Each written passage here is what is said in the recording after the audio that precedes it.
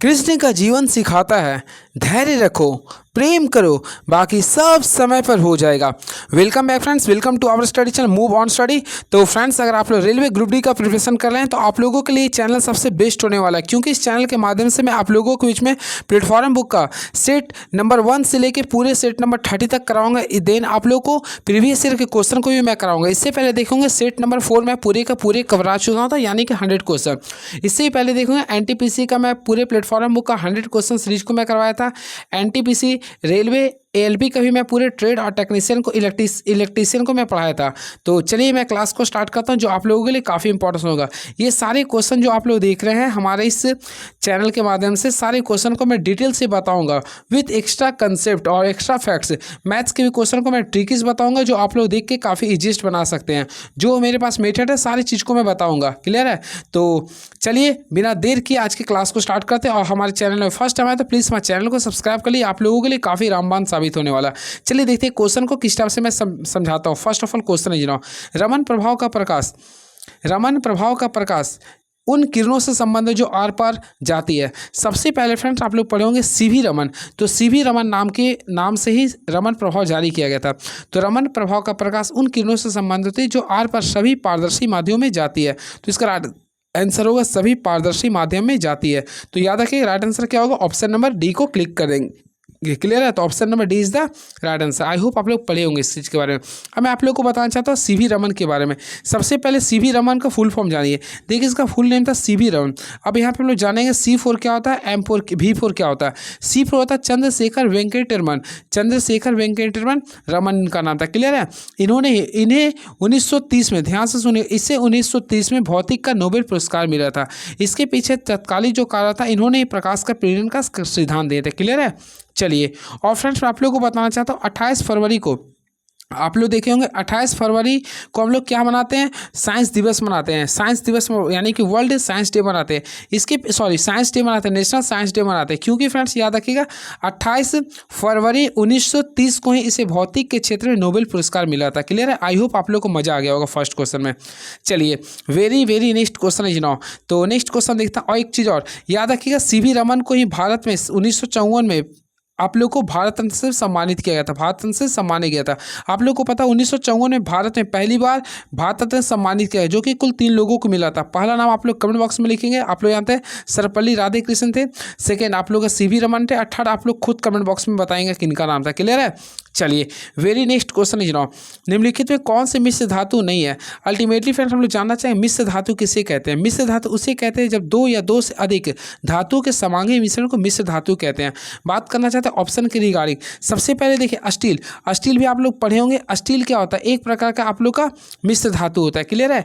वही बात करना चाहते हैं पित्तल। तो पित्तल क्या होता है, पिताजी से बनता है, यानी पी से पित्तल, ता से तांबा, अजा से जस्ता, यानी तांबा जस्ता से मिलते हैं। क्लियर है? वही बात करना चाहते हैं ब्रॉन्ज। तो अल्टीमेटली फ्रेंड ब्रॉन्ज भी जो होता है एक प्रकार का धातु होता है, जो कि कांसा और टीन का बनता है। वही बात करना चाहते हैं तांबा एक प्रकार का तत्व होता है, यानी कि एलिमेंट होता है। तो ऑप्शन नंबर डी को क्लिक करेंगे। तो ऑप्शन नंबर डी को क्लिक कर देंगे। अगेन आई रिपीट, तांबा का परमाणु संख्या क्या होता है, 29 होता है, जो कि फ्रेंड्स एक प्रकार का तत्व होते हैं। क्लियर? इसे धातु भी हम लोग कह सकते हैं। चलिए तो ऑप्शन नंबर डी को क्लिक कर देंगे।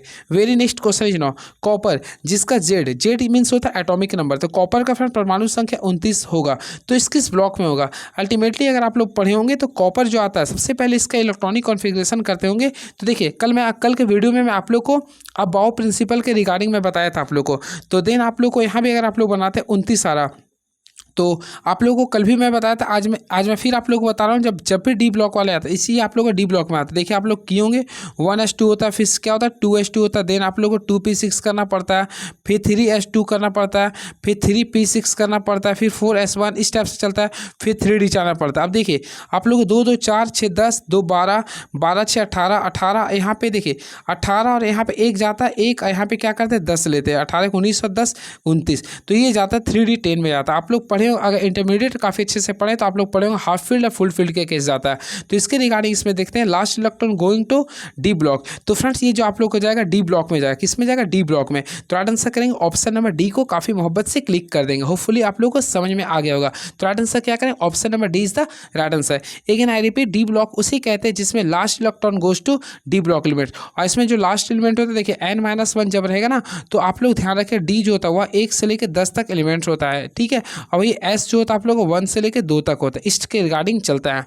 चलिए बातें करना चाहते हैं हम लोग ब्लॉक्स के बारे में। सबसे पहले याद रखिएगा, देखिए एस ब्लॉक में कुल 13 एलिमेंट होते हैं, वही बात करना चाहते हैं डी ब्लॉक में तो कुल 40 एलिमेंट्स होते हैं, वही बात करना चाहते हैं पी ब्लॉक में तो अल्टीमेटली इसमें जाने पर 37 होते हैं, वही एफ ब्लॉक में कुल 28 एलिमेंट्स होते हैं। टोटल ऐड कीजिएगा तो 118 आएगा, टोटल तत्व की संख्या कितना 118 आ जाएंगे। क्लियर है।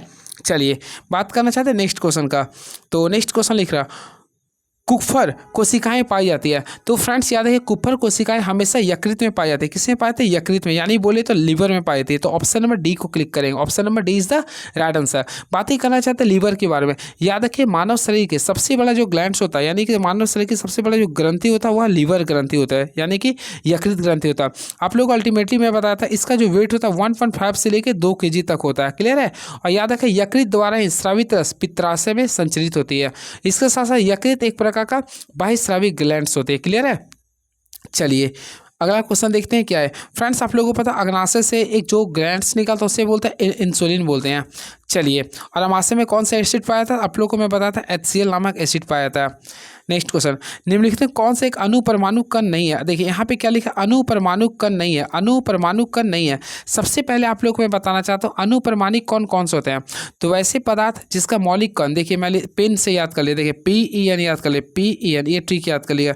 जिसका मौलिक कण यानी P से प्रोटॉन, E से इलेक्ट्रॉन, N से न्यूट्रॉन, ये तीनों यानी प्रोटॉन, इलेक्ट्रॉन, न्यूट्रॉन, ये आप लोग अणुपरमाणु कण होते हैं। इसके अलावा जो भी आप लोग मिलते हैं उसे अणुपरमाणु कण नहीं कहते हैं। तो इसके रिगार्डिंग देखिए न्यूट्रॉन भी आप लोग का, प्रोटॉन भी, इलेक्ट्रॉन भी होगा, लेकिन ये न्यूट्रॉन जो होता है आप लोग का अणुपरमाणु कण नहीं होंगे। तो ऑप्शन नंबर सी को क्लिक कर देंगे। क्लियर है।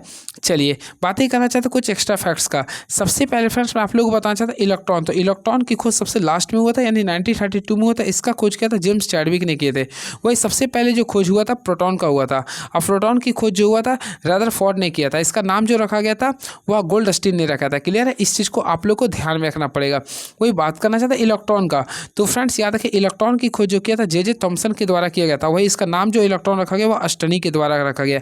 ये सब सारे पॉइंट्स को आप लोग याद रखिएगा। और इलेक्ट्रॉन का जो खोज हुआ था 1897 में हुआ था। ये भी आप लोग को ध्यान में रखना पड़ेगा। चलिए and very next question is now. तो देखते हैं क्या लिखा। देखिए आप लोग का कथन निष्कर्ष का क्वेश्चन आ गया। सभी मग भूरे हैं, कुछ भूरे पृथ्वी है। देखते हैं क्या बनाना। सबसे पहले क्या लिखा, सभी मग भूरे हैं। तो हम लोग देखिए यहाँ पे मग ले लिए। आप लोग को ये मग लेना पड़े सभी के लिए, यानी पूरे लेंगे। सभी मग क्या आप लोग का ये भूरे हैं। यहाँ तक तो हम लोग लिख देंगे। अब क्या लिखना है, कुछ भूरे पृथ्वी है। तो कुछ भूरे पृथ्वी लिख देंगे। यहाँ पर लोग कुछ भूरे को पृथ्वी मान लेंगे। अब देखते हैं क्वेश्चन में, यानी कि ऑप्शन में क्या लिख रहा है। पहला कुछ पृथ्वी भूरे रंग की है। तो देखिए कुछ पृथ्वी भूरे रंग की, बिल्कुल देख सकते हैं दोनों है। तो ऑप्शन पहला सही है। कुछ मग पृथ्वी है। देखिए ये मग जो है ना आप लोग का पृथ्वी से इसका कोई रिलेशन नहीं है। तो सेकेंड आप लोग गलत कर सकते हैं। तो ऑप्शन के रिगार्डिंग देखेंगे तो केवल और केवल ऑप्शन ए पालन कर रहा है, यानी कि देखें तो निष्कर्ष 1 केवल पालन कर, जो कि ऑप्शन नंबर बी में क्लिक कर सकते हैं। तो option number B is the right answer. चलिए very next question is now. नीचे दिया गया पैटर्न कौन सा पैटर्न के साथ दृश्य है। इसमें आप लोग को पैटर्न बताना कौन सा दृश्य में है। सबसे पहले आप लोग को देखना पड़ेगा किस पैटर्न के अकॉर्डिंग दिया। तो 7th नंबर क्वेश्चन में देखिएगा ना, तो आकृति अगर देखिए तो आप लोग देखिए सबसे पहले यहाँ पे देखिए पहला जो है ना सेम आप लोग का ये पहला का जो संबंध है आप लोग का देखिए ए जैसा दे दें। ए कहाँ पे लिख रहा, तो ऑप्शन नंबर देखिए तो इसका एक इसमें तो नहीं लिख रहा। ये आप लोग को बोला किस में संबंधित है। देखिए कौन से पैटर्न में सात दृश्य, यानी जो आप लोग को जो देख रहे हैं ना ये कौन से पैटर्न में सात दृश्य है। तो सिंपल में आप लोग देखिए इसमें आप लोग को नजर आ रहा, देखिए दोनों क्रॉस है और एक गोल है। तो ये है, तो ऑप्शन ये सी लिख रहा। तो ऑप्शन नंबर सी किस में लिख रहा है, तो ऑप्शन नंबर ए में लिख रहा है। तो option number A is the right answer. चलिए ये आप लोग को वेन डायग्राम का क्वेश्चन। चलिए बात करना चाहते हैं इसकी बारे में। सबसे पहले लिखा चित्र एक कक्षा में 3 भाषाओं का अध्ययन करने वाले छात्रों की संख्या को दर्शाता है। कक्षा में पढ़ने वाले छात्रों की कुल संख्या कितनी है। सबसे पहले अगर आप लोग को कुल संख्या के बारे में बात करना चाहते हैं, आप लोगों को कुछ नहीं करना। देखिए पहला फ्रेंच में कितना था 23 था। देन आप लोग को फिर क्या लिखा 20 लिख रहा, जो कि दोनों में इंटरसेक्शन के पॉइंट्स के रूप में ले रहा। फिर क्या लिख रहा आप लोग देखिएगा तो 32 लिख रहा। देन आप लोग देखिए तो 5 भी लिख रहा, फिर 4 लिख रहा, फिर आप लोग के सामने 7 लिख रहा और लास्टली आप लोग का 9 लिख रहा। सारे को सम कीजिएगा ना तो 100 आ जाएगा। क्या आएगा 100। तो इसका राइट आंसर आएगा ऑप्शन नंबर ए को क्लिक करेंगे। तो राइट आंसर होगा option number A is the right answer. चलिए very next question is now. तो चलिए नेक्स्ट क्वेश्चन देखते हैं क्या लिख रहा है ये। तो ये क्वेश्चन रहा नेक्स्ट है 3RH2A $K5H। देख लीजिए इसमें आप लोग क्या हो रहा है, यदि ऊपरी क्रम के पहले आधे हिस्से को उल्टा कर दिया जाए तो दाएं से 18वें पद के दाएं से 15वां पद कौन सा होगा। देखिए इस टाइप्स का अगर आप लोगों को क्वेश्चन आता थोड़ा सा आप लोग को माइंड से सॉल्व करना पड़ेगा। सबसे पहले बोला यदि ऊपरी क्रम के पहले आधे हिस्से को उल्टा करते हैं तो टोटल हम लोग काउंट करेंगे। तो देखिए टोटल कीजिए तो 1 2 3 4 5 6 7 8 9 10 11 12 13 14 15 16 17 18 19 20 21 22 यानी कि टोटल 22 दिया है। क्लियर है। तो 22 में से आप लोग को 11 को साइड करना है। तो अल्टीमेटली यहाँ से आप लोग को 11 आया तो हम लोग इस साइड कर देंगे। अब इसको उल्टा कर देंगे। तो सबसे पहले लिखेंगे तो 7 आ जाएगा, सेकेंड के बाद टी आएगा, फिर आप लोग को परसेंट लिखना पड़ेगा, फिर एस था आप लोग का, के था, फिर आप लोग का डॉलर था, फिर आप लोग का ए हो गया, फिर क्या लिखेंगे 2 लिख देंगे। यहाँ तक तो हो गया। फिर 2 के बाद क्या था हैश था, फिर आप लोग का आर था, फिर आप लोग का देखिए आर के बाद क्या था, तो आर के बाद कुछ था क्या, तो आर के बाद भी देख रहे थे हैश था। तो यहाँ तक अगर आप लोग देखते हैं। अब उसके बाद हम लोग को सॉल्व करना है। तो इसके बाद आप लोग देखिएगा तो हाँ, तो यहाँ पे पूरा देन आप लोग को लास्ट में वही चीज़ को यूज करें, यानी इसके बाद वाले को। अब बोला आप लोग को दाएं से 15वां अक्षर, तो फ्रेंड यहाँ से हम लोग दाएं से 15वां जाएगा ना, और फिर बोला दाएं से 18वां पद, तो इसका राइट आंसर देखिए तो क्यू आ जाए। क्या आ जाए, क्यू आ जाए। तो ऑप्शन नंबर ए को क्लिक कर देंगे। चलिए नेक्स्ट क्वेश्चन देखते हैं क्या लिखा। पल्लवी की अपनी माँ के इकलौते भाई के माँ से क्या संबंध है। देखिए यहाँ पे लिख रहा है पल्लवी, तो मान लीजिए पल्लवी नाम की गर्ल से ये पल्लवी की अपनी माँ, तो अपनी माँ मान लीजिए इसकी माँ हो गए। पल्लवी की अपनी माँ के इकलौते भाई, मान लीजिए इकलौते भाई यानी इसका मामा हो गया। भाई की माँ यानी इसकी माँ यानी नानी से क्या संबंध है। तो देखिए इसकी माँ यानी दोनों सेम है ना, तो ये आप लोगों को क्या हो जाएगा, नातिन होगा। तो इसका क्या नातिन हो गया, नातिन हो गया, तो नातिन है ऑप्शन में, तो नातिन या पोती हो, क्योंकि गर्ल्स है ना, तो ऑप्शन नंबर डी को क्लिक कर देंगे। चलिए क्रम की अगली संख्या बताएं। सबसे पहले क्रम को देखना है। तो देखिए 16 के बाद 3 ऐड करेंगे तो 19 आएगा, 19 में 5 ऐड किया तो 24 आएगा, फिर 7 ऐड करा, फिर 9 करा, तो हम लोग 11 ऐड करें तो 11 करें तो 51 आ गया। क्लियर है। चलिए दो अस्पा और सिंह अस्पा शब्द व्यवस्था किससे संबंधित है।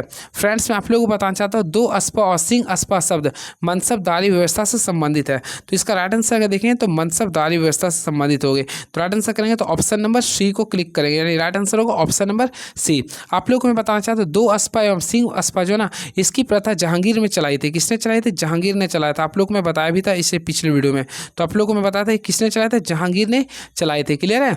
चलिए देखिए दो अस्पा का अर्थ होता है, इसमें मनसबदारों को अपने सवार के पद के दोगुने घोड़े रखने पड़ते थे। ठीक है।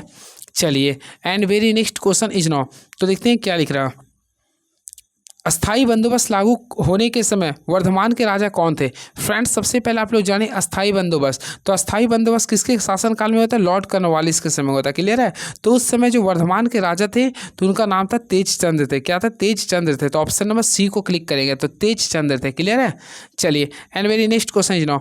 महात्मा गांधी ने लॉर्ड इरविन को लिखे अपने पत्र में कितनी मांगे की थी, जिनसे कुछ को गांधी इरविन समझौता के रूप में स्वीकार किया गया। सबसे पहले फ्रेंड्स याद रखिए, महात्मा गांधी ने लॉर्ड इरविन के सामने, यानी गांधी इरविन समझौता जो हुआ था, एक डेट को याद रखिए, तो 5 मार्च को हुआ था। काफ़ी इंपॉर्टेंट डेट है ये, आप लोग पढ़े भी होंगे। तो 5 मार्च 1931 को गांधी इरविन समझौता हुआ था। क्लियर है। जिसमें गांधी जी ने अपने पत्र के माध्यम से लॉर्ड इरविन के सामने कुल 11 मांग रखे थे। कितना मांग रखे थे, कुल 11 मांग रखे थे। तो राइट आंसर अगर देखें तो 11 मांग, जो कि ऑप्शन नंबर डी को क्लिक करेंगे। क्लियर है। याद रखें कुल 11 सूत्री मांग रखे थे, जिसमें कुछ को गांधी इरविन समझौता के रूप में स्वीकार किया गया था। और 30 जनवरी 1930 को यंग इंडिया के माध्यम से गांधी जी द्वारा कुल 11 सूत्री मांग किया गया था। अब क्वेश्चन आता है कब इसको मांग किया गया था, तो याद रखें 30 जनवरी को। डेट भी आप लोग याद है, इसलिए डेट मुझे याद है क्योंकि 30 जनवरी को मौत हुआ था। तो 30 जनवरी 1930 को यंग इंडिया के द्वारा, यह भी याद रखिए किस बुक के द्वारा मांगा गया था, तो यंग इंडिया के द्वारा। तो याद रखें यंग इंडिया के माध्यम से गांधी जी ने कुल 11 सूत्री मांग किए थे। क्लियर है। चलिए and very next question is now. किस सिख गुरु के निमंत्रण पर सूफी संत हजरत मियाँ मीर ने अमृतसर में स्वर्ण मंदिर की आधारशिला रखी थी। तो ये भी काफ़ी फेमस क्वेश्चन है ये। तो इसमें याद रखें श्री गुरु अर्जुन देव ने। किसने किया था, श्री गुरु अर्जुन देव ने। तो ऑप्शन नंबर ए को क्लिक करेंगे। Option number A is the right answer. Again I repeat, Shri गुरु अर्जुन देव के आमंत्रण पर सूफी संत हजरत मियाँ मीर ने अमृतसर में स्वर्ण मंदिर की आधारशिला रखी थी। क्लियर है। तो इस चीज़ को आप लोग को ध्यान में रखना पड़ेगा। चलिए बातें करना चाहते हैं कुछ एक्स्ट्रा फैक्ट्स के बारे में। सबसे पहले फ्रेंड्स आप लोगों को पता होगा, देखिए कुछ अर्जुन देव, तो गुरु अर्जुन देव थे वह सिखों के 5वें गुरु थे। क्लियर है। और इसी समय गुरु ग्रंथ साहिब का संकलन किए थे। क्लियर है। चलिए इसके साथ साथ याद रखिए अमृतसर के प्रसिद्ध स्वर्ण मंदिर का निर्माण जो हुआ था इन्हीं के समय में हुआ था, जिसके लिए सम्राट अकबर ने भूमि उपलब्ध कराई थी। ये भी क्वेश्चन आ सकता है। क्लियर है। चलिए बात करना चाहते हैं इसमें और भी कुछ वैसा क्या, गुरु तेग बहादुर। तो गुरु तेग बहादुर जी 9वें गुरु थे। गुरु तेग बहादुर 9वें गुरु थे जिन्हें सजा मिला था। क्लियर है। है, वही बात करना चाहते हैं। चलिए, इसमें और भी वैसा कुछ नहीं। और गुरु गोविंद सिंह इसके 10वें गुरु थे, जिन्होंने खालसा पंथ की स्थापना 1699 में किए थे। इस सारे पॉइंट्स को आप लोग एक जगह पे रखिएगा। चलिए नेक्स्ट क्वेश्चन देखते हैं क्या लिख रहा है ये। 60%, 70% और 80% क्रमिक छूट किस एकल छूट के बराबर है? कुछ नहीं करना, बस आप लोगों को सॉल्व करना। सबसे पहले ये दोनों को लेना है आप लोगों को। देखिए 60 + 70 कर देंगे, 60 + 70 कर देंगे, क्रमिक छूट है तो माइनस करेंगे, देन 60 × 70 कर देंगे, बाई क्या करेंगे, ओवरऑल 100 कर देंगे। अब इसके रिगार्डिंग सॉल्व कर लीजिए ना ये। तो देखिए 70 और 30, 60 को जोड़ 130 आ गया, माइनस 7 × 42 हो गया। ये दोनों को हम लोग सॉल्व किए तो देख सकते हैं आप लोग के सामने 88% आ गया। क्या आ गया? 88% आ गया। अब 88 और 80% का हम लोग सॉल्यूशन करेंगे। तो चलिए इसके नीचे ही कर देते हैं, जो आप लोगों के लिए काफ़ी इंपॉर्टेंस होगा। देखिए 88 है, प्लस क्या करेंगे यहाँ पे 80, प्लस माइनस माइनस यहाँ पे करें, फिर देखिए 88 × 80 करेंगे, बाई क्या करेंगे 100 करेंगे। अगर फ्रेंड्स इसको आप लोग सॉल्व करते हैं तो 97 देखिए मैं लिख देता 97.6% आएगा। क्या आएगा? 97.6% आएगा। तो राइट आंसर करेंगे तो ऑप्शन नंबर ए को क्लिक करेंगे। 97.6% इज द राइट आंसर। चलिए नेक्स्ट क्वेश्चन। यदि 3x + 2y = 10 और 2xy = 7 है तो 3x - 2y का मान ज्ञात करें। कुछ भी नहीं करना फ्रेंड्स, कुछ भी नहीं करना। जब भी स्टेप्स का क्वेश्चन आता ना तो हम लोग क्या करेंगे, देखिए a - b का होल स्क्वायर का फॉर्मूला यूज करेंगे। तो देखिए यहाँ पे a - b है ना, तो a - b का होल स्क्वायर आप लोग पढ़े होंगे। देखिए इसका फॉर्मूला ये भी कर सकते हैं। देखिए सबसे पहले a + b का होल स्क्वायर कर देंगे। देखिए a + b का होल स्क्वायर कर देंगे माइनस 4ab, आप लोग पढ़े हुए होंगे फॉर्मूला। तो 4 a के यहाँ पे क्या था आपका 3x था, और b के यहाँ पे क्या था 2y।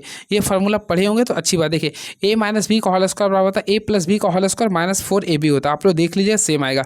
अब देखिए 3x - 2y का तो होल स्क्वायर निकालना था, तो हम लोग इसको रहने दें। अब देखिए 3x + 2y, तो फ्रेंड 3x + 2y का वैल्यू 10 दिया था, तो 10 के यहाँ पे स्क्वायर करेंगे क्या आएगा 100 आएगा। तो यहाँ 100 कर दें, माइनस 4 है 4। अब यहाँ पे क्या गया 3 × 2 = 6 हो गया। तो देखिए 3 है को 3 को हम लोग रहने दें। अब यहाँ पे देखिए 2xy डायरेक्टली आ रहा है, तो 2xy का वैल्यू 7 था, तो हम लोग यहाँ पे 7 पुट कर दें। आई होप यहाँ तक आप लोग को पूरे का पूरे क्लियर हुआ होगा। क्लियर है? तो यहाँ तक हम लोग ये कर दें। अब आप लोग सॉल्व कीजिए। यहाँ पे 100 था, माइनस 4 थे, 12 से कितना होता है 84 होता है। तो 100 में से 84 को माइनस करें कितना आएगा 16 आएगा। तो यहाँ पे देखिए 3x - 2y, तो यहाँ पे 3x - 2y, तो इसका वैल्यू आप लोग का आ रहा है 16 आ रहा है, लेकिन ये आप लोग का स्क्वायर रूट में आ रहा है। ठीक है, तो हम लोग इसको स्क्वायर रूट निकालें तो 16 का क्या होता है 4 होता है। तो हम लोग यहाँ पे देख लिए 3x - 2y, तो इसका वैल्यू क्या आ जाएगा 4 आ जाएगा, जो कि ऑप्शन के अकॉर्डिंग ऑप्शन नंबर बी को क्लिक कर सकते हैं। चलिए नेक्स्ट क्वेश्चन।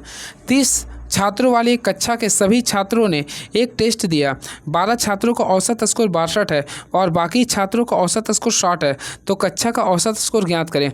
कुछ नहीं करना फ्रेंड्स, कुछ भी नहीं करना। देखिए 30 छात्रों वाले एक कक्षा के सभी छात्रों ने एक टेस्ट दिया। 12 छात्रों का औसत स्कोर क्या है 12, तो सबसे पहले 62, तो 12 को हम लोग 62 से मल्टीप्लाई करेंगे। तो देखिए 12 × 62 कर देंगे, देन बाकी तो 30 में से 12 को घटा देंगे तो अल्टीमेटली आप लोग के पास 18 बचेगा। तो 18 को हम लोग क्या करेंगे 60 से मल्टीप्लाई कर देंगे, और ओवरऑल इसको किससे गुना डिवाइड करेंगे 30 से। तो फ्रेंड्स अगर आप लोग सॉल्व करते हैं तो इसको सॉल्व किए तो देखिए 12 को 62 से गुना कीजिए तो 744 आ जाएगा। क्या आएगा 744 आ जाएगा। फिर 18 को 60 से गुना करेंगे तो 1080 आएगा, 1080 आएगा, बाय क्या करेंगे 30 कर देंगे। इसके बाद अगर आप लोग सॉल्व करते हैं तो टोटल आप लोग का आएगा 60.8 आ जाएगा। क्या आ जाएगा 60.8 आ जाएगा। तो राइट आंसर करेंगे तो 60.8 इज द राइट आंसर। तो ऑप्शन नंबर बी को क्लिक करेंगे, तो option number B is the right answer. चलिए नेक्स्ट क्वेश्चन। 2 शहर P और Q परस्पर 275 किलोमीटर दूर है। एक मोटरसाइकिल सवार 25 किलोमीटर/आवर की चाल से सुबह 10 बजे P से Q की ओर चलना शुरू करता है। एक अन्य सवार Q से P की ओर उसी दिन 12 बजे 20 किलोमीटर प्रति घंटा की चाल से चलना शुरू करता है, तो वे किस समय एक दूसरे को पार करेंगे। सबसे पहले आप लोग यहाँ पे देखिए बोला किस समय एक दूसरे को पार करेंगे। तो फ्रेंड्स आप लोग को टाइम निकालना, मैं हमेशा आप लोगों को बताता हूँ। देखिए सबसे पहले टाइम जब भी निकालने बोला, समय निकालने के लिए था तो इसमें फॉर्मूला पता है दूरी बटा चाल होता है। तो देखिए टोटल ओवरऑल दूरी देखेंगे। यहाँ पे अगेन आई रिपीट, सबसे पहले क्वेश्चन पे ध्यान दीजिए क्या लिख रहा है। 2 शहर है P और Q। देखिए 2 शहर मान लीजिए यहाँ पे P है और ये Q है, दोनों के बीच का डिफरेंस आप लोग के सामने 275 किलोमीटर लिख रहा है। तो हम लोग ये 275 किलोमीटर। एक मोटरसाइकिल सवार 25 किलोमीटर की चाल से 10 बजे चलना चाहता है। मान लीजिए 10 बजे यहाँ से चलना स्टार्ट है, कितना किलोमीटर 25 किलोमीटर/आवर की चाल से, ठीक है। और वह P से Q की ओर चलना स्टार्ट करता है। वही अन्य सवार Q से P की ओर, यानी कि जो Q से है वह P की ओर उसी समय 12 बजे चलता है, यानी 2 घंटा के बाद चलता है। फ्रेंड्स आप लोग बताए 10 से ये 2 घंटा बाद, तो आगे ये बताइए 2 घंटा में तो 25 2 नहीं 50 किलोमीटर, यानी 2 घंटा में ये दूरी कितना चलेगा। तो 25 के रफ्तार से 2 किलोमीटर यानी 2 घंटा में चलेगी ना, तो 25 दूनी क्या होता है 50, यानी कि टोटल देखिए तो 50 किलोमीटर की दूरी ये तय कर चुका है। क्लियर है। सबसे पहले यहाँ पे आप लोग को दूरी समझ में आ गया, कितना आ गया, तो हम लोग यहाँ देख ले 50 किलोमीटर। तो हम लोग को पता है देखिए, तो 275 किलोमीटर में 50 किलोमीटर की दूरी पहले तय कर लिया, तो शेष कितना बचा 225, तो टोटल दूरी हो गया 225। अब समय बचा तो दूरी बटा चाल। अब देखिए एक दूसरे के विपरीत चल रहा, तो चाल को हम ऐसे ऐड कर देंगे। तो यहाँ पे 25 था और वहाँ पे कितना था 20 था, तो 25 और 20 को ऐड करें तो 45 आएगा। 45 को पहाड़ा में 225 जो आता है आप लोग का 5 आवर में आएगा, तो 5 घंटा आप लोग का आ गया। अब बोल रहा है एक दूसरे से कब मिलेगा, तो 12 बजे में हम लोग 5 घंटा को जोड़ दिए, यानी कि 5 बजे ही मिलेगा, तो 5:05 PM में। तो ऑप्शन नंबर ए हो जाएगा। काफ़ी अच्छा क्वेश्चन, ट्विस्ट क्वेश्चन था। चलिए नेक्स्ट क्वेश्चन, रामनारायण के वेतन में 3.1/8% की कमी की गई और फिर कम किए गए वेतन में 7.2/5% की वृद्धि की गई। उसका नया वेतन उसके मूल वेतन की तुलना में कितने प्रतिशत अधिक या कम है। काफ़ी इजी से बना सकते हैं फ्रेंड्स, अगर आप लोग बनाए भी होंगे तो। देखिए सबसे पहले 3.1/8 को तोड़ेंगे, तो देखिए 8 से 24 से 25 आ गए, टोटल यहाँ पे देखेंगे तो 25/8% था, यानी कि 800 आ रहा। तो यहाँ से हम लोग सॉल्व करें तो 25 का पारा में 180 जो आएगा ना, टोटल 32 टाइम्स आएगा। कितना बार में आएगा 32 टाइम्स आ रहा। तो यहाँ पे कमी कर रहे थे, यानी 32 का मेन वैल्यू था, 1 रुपया घटा दिया, यानी 31 हो गया। फिर बोल रहा था आप लोग इसका वेतन में 7.2/5 वृद्धि किए हैं, तो 7 बजे 35 और 2 37 बटा क्या लिखेंगे हम लोग यहाँ पे 500 लिखेंगे। अभी वृद्धि कर रहे हैं, यानी कि आप लोगों को क्या करना 500 से 37 पे बढ़ा देने, 537 में हम लोग इंक्रीज कर दिए। ठीक है, तो हम लोग यहाँ पे सॉल्व करेंगे। सबसे पहले 32 में हम लोग 500 से गुना करेंगे, तो अल्टीमेटली आप लोग के सामने बचेगा 16,000। क्या बचेगा, ये 16,000 हो गया। और 31 को 537 से मल्टीप्लाई करेंगे तो 16,647 बचेगा। अब हम लोग को बोला प्रतिशत वृद्धि, तो फ्रेंड्स याद रखिए प्रतिशत वृद्धि में इसको इससे माइनस करेंगे, तो 16,647 में से 16,000 को माइनस करेंगे तो आप लोग के सामने जो बचेगा, यहाँ पे बताना चाहते हैं 647 ही बचेगा। ठीक है, अब आप लोग यहाँ पे देखिए टोटल कितना है, ये 16,000 है। कितना है 16,000 है, इंटू क्या करें 100 से मल्टीप्लाई कर देंगे, तो यहाँ पे टोटल सॉल्व किया तो 4.04 आएगा। क्या रहा 4.04% इज द राइट आंसर, तो 4.04% इसका राइट आंसर होगा। तो राइट आंसर देखें तो 4.0%। अब इसके आता है ये, तो हमें ये हमेशा याद रखें ये अधिक में था। क्या था, ये अधिक में था, तो ऑप्शन नंबर क्या करेंगे सी को क्लिक कर देंगे। चलिए ये 20 क्वेश्चन कैसा लगा, सबसे पहले आप लोग कमेंट बॉक्स में आप लोग लिखिए, ताकि मैं आप लोग को नेक्स्ट वीडियो भी बता सकूं। चलिए प्लीज़ प्लीज़ प्लीज़ लिखिए कमेंट बॉक्स में कैसा लगा। चलिए नेक्स्ट क्वेश्चन, जैंथोफिल वर्णक होते हैं। फ्रेंड्स मैं आप लोग बताया था जैंथोफिल जो होता है ना, वह मूल रूप से आप लोग को पीले रंग के होते हैं। कैसे होते हैं, ये पीले रंग के होते हैं। तो राइट आंसर करेंगे तो पीले कर देंगे, तो ऑप्शन नंबर डी को क्लिक करेंगे। तो जैंथोफिल पीले रंग के वर्णक होते हैं, तो ऑप्शन नंबर डी को क्लिक कर देंगे। क्लियर है। चलिए नेक्स्ट क्वेश्चन, ये आ चुका है क्वेश्चन इलेक्ट्रॉनिक, और ये आ गया आप लोग का पीरियोडिक टेबल से क्वेश्चन। चलिए देखते हैं। ए जिसकी आधुनिक आवर्त सारणी में स्थिति उसके गुणों के आधार पर असंगत है। इसका इलेक्ट्रॉनिक विन्यास क्षार धातुओं के समान है। देखिए इसका इलेक्ट्रॉनिक विन्यास लिखा है क्षार धातुओं के समान है, लेकिन द्विपरमाणुक अणुओं के रूप में मौजूद है, यानी कि द्विपरमाणुक में है ये। बी वह, यानी कि देखिए ए के बारे में सबसे पहले समझिए क्या लिखा है। ए आधुनिक आवर्त सारणी में स्थिति इसके गुणों के आधार पर असंगत है। इसका इलेक्ट्रॉनिक विन्यास क्षार धातुओं के समान है। सबसे पहले क्षार धातु उसे कहते हैं जिसकी प्रकृति धातु यानी धातु ऑक्साइड के रूप में आ गया। क्लियर है, और वही अधातु ऑक्साइड की प्रकृति अम्लीय होती है, तो ये समझ में आ गया, लेकिन द्विपरमाणुक अणुओं के रूप में पाई जाती है। ठीक है, तो एक आप लोग बारे में समझा दिया हूँ।